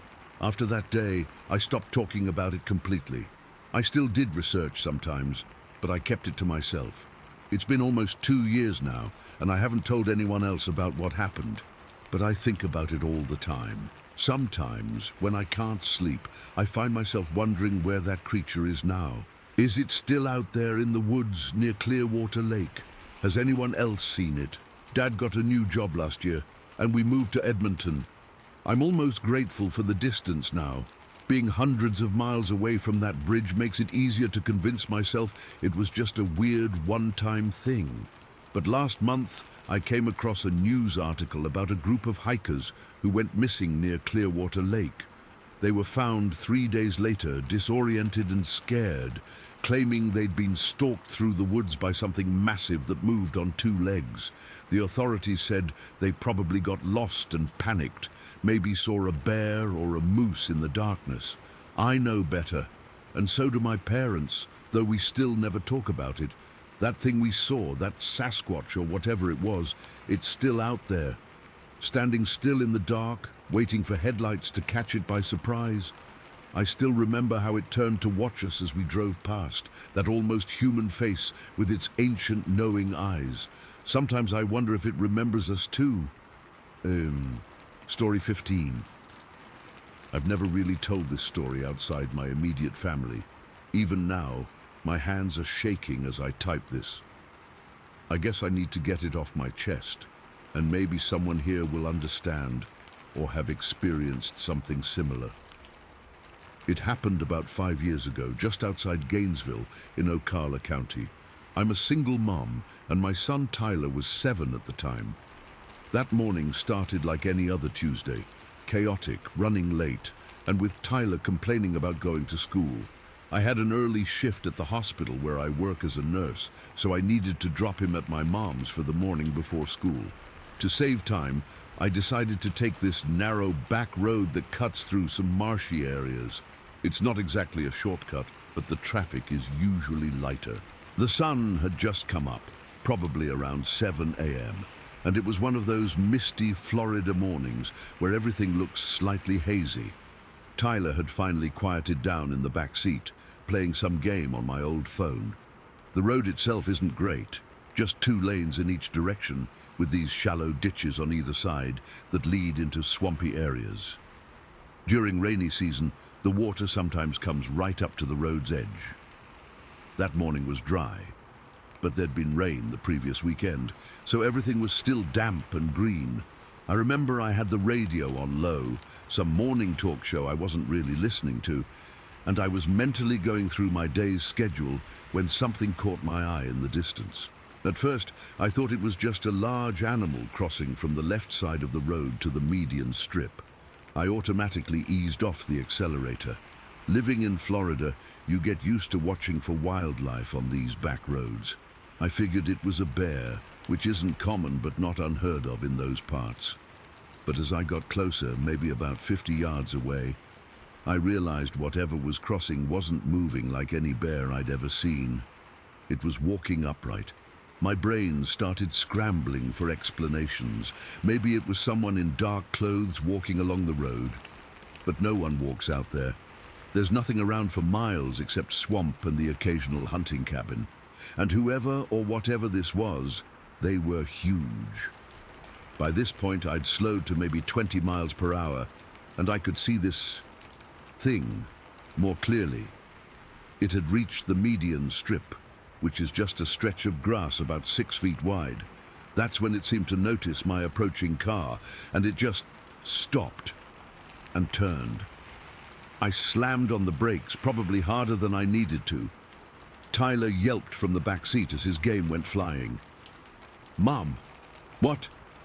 He started, but I just raised my hand to shush him, my eyes fixed on what was standing in the road ahead of us. We came to a stop maybe 15 feet away from it, close enough that I could see it clearly through the windshield, but far enough that I felt I could reverse or turn if I needed to. Not that my mind was working logically at that moment. What I saw standing there, I've gone over it 1,000 times in my head, trying to make sense of it. It was tall, towering really, at least 7 or 8 feet. It was standing on 2 legs like a human, but its proportions were all wrong. Its arms seemed too long, hanging down past its knees, and its shoulders were massive, almost twice as wide as a normal man's. The entire body was covered in dark brown hair, not fur exactly, but this coarse, shaggy hair that hung in matted clumps. It wasn't like a costume. You could see how the hair moved naturally with its body, thinner in some places, thicker in others. The hair on its head was longer, hanging down around what I guess was its face, almost like a mane. But the face, God, the face is what I'll never forget. It wasn't covered in hair like the rest of its body. Around the eyes, nose, and mouth, the skin was visible, a dark grayish-brown color. The features were almost human, but not quite. The brow ridge was prominent, protruding over deep-set eyes. The nose was wide and flat, and the mouth seemed too wide for its face. What struck me most was the intelligence in those eyes. They weren't animal eyes, vacant or frightened. They were assessing us, thinking. There was something so eerily familiar, yet completely alien in that gaze. And then I noticed something that still makes my skin crawl when I think about it. It was wearing something, not clothes like we wear, but some kind of crude covering around its midsection. It looked like animal skin, roughly stitched together or perhaps tied somehow. It wasn't elaborate, just a simple covering, but it was unmistakably a manufactured item. Tyler whispered from the back seat, "Mom, what is that, man?" But it wasn't a man, not even close. For what felt like an eternity, but was probably only 20 seconds or so, we just stared at each other. This creature and us. My hands were gripping the steering wheel so tight my knuckles had turned white. I couldn't have driven away if I wanted to. My body was frozen in place. It didn't make any aggressive moves toward us. It just stood there, watching. Its posture was strange, not fully upright like a human stands, but hunched forward slightly, those long arms hanging loosely at its sides. The muscles under that shaggy hair were visible even from where I sat. Not bodybuilder muscles, but the kind of raw, functional strength that comes from a lifetime of physical exertion. Then, as suddenly as it had appeared, it seemed to lose interest in us.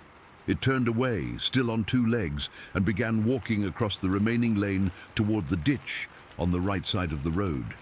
Its gait was off, fluid, but with an odd rolling motion like its hips and shoulders worked differently than ours.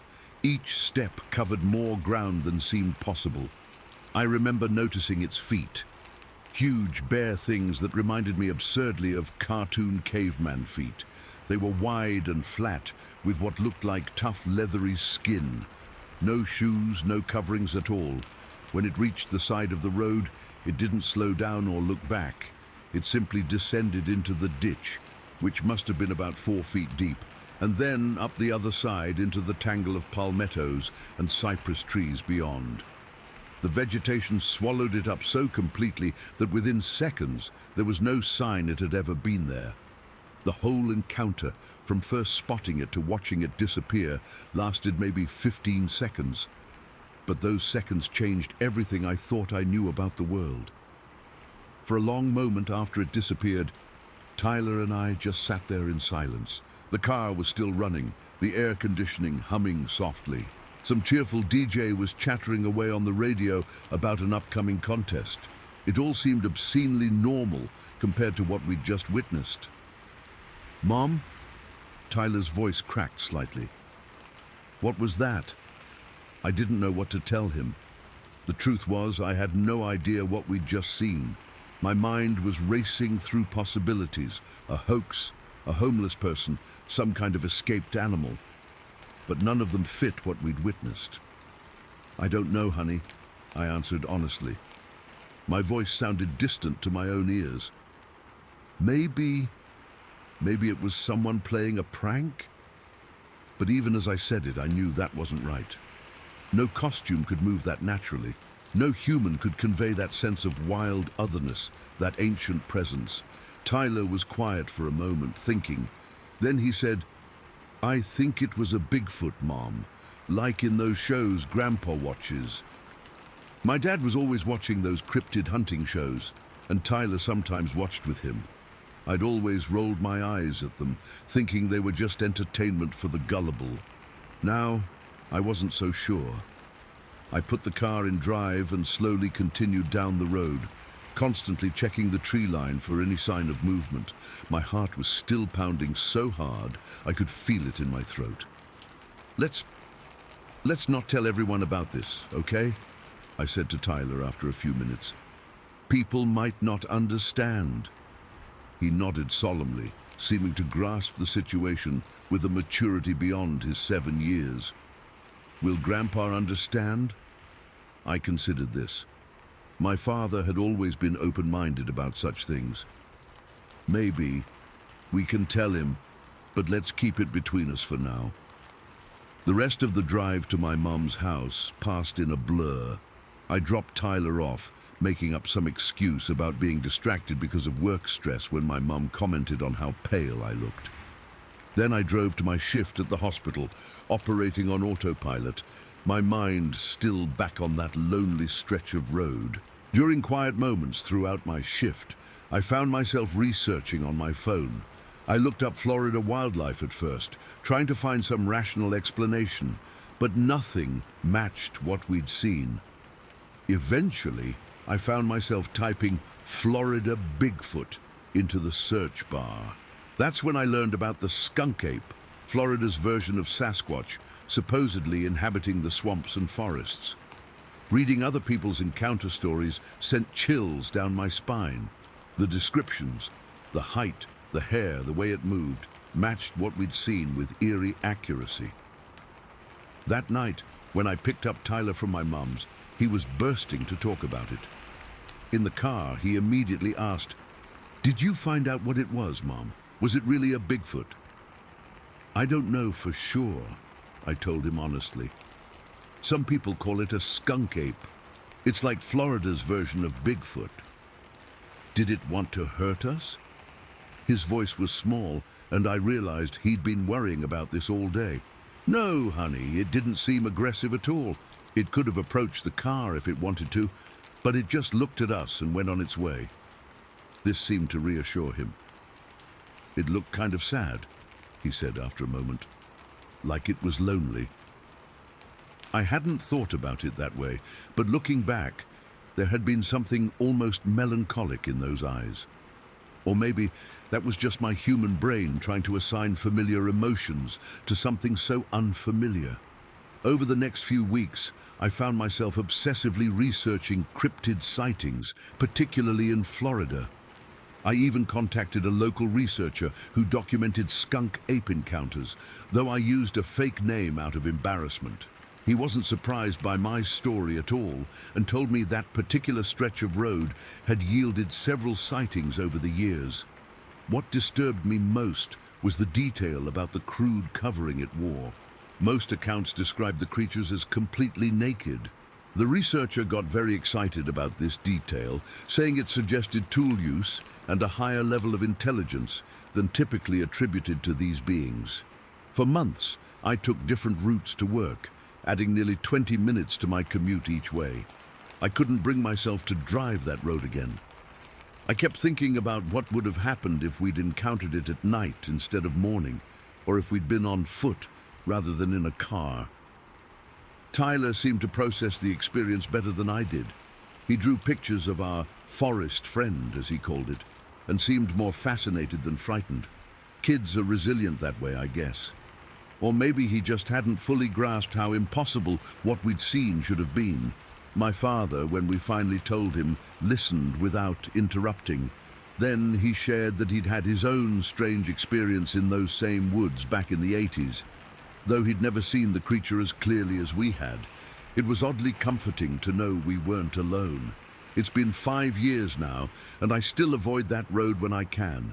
I've never seen anything like it again, though sometimes, when I'm driving near wooded areas at dawn or dusk, I find myself scanning the tree line, half expecting to see that hulking figure emerge from the shadows. I don't know what we saw that morning. I've gone back and forth between explanations, from convincing myself it was an elaborate hoax, to accepting that there are things in this world science hasn't catalogued yet. But deep down, I know what my eyes saw. I know what my gut felt in that moment of connection, when those two human eyes met mine across the divide of species. Whatever it was, skunk ape, Sasquatch, some unknown primate, it was real. It breathed the same air we did. It moved with purpose and intelligence, And somewhere in those swamps outside Gainesville, I believe it's still out there, avoiding human contact, living a life parallel to yet separate from our own. I don't tell this story often. People look at you differently when you claim to have seen something like this, but I know what I saw. Tyler knows what he saw, and sometimes that certainty is enough.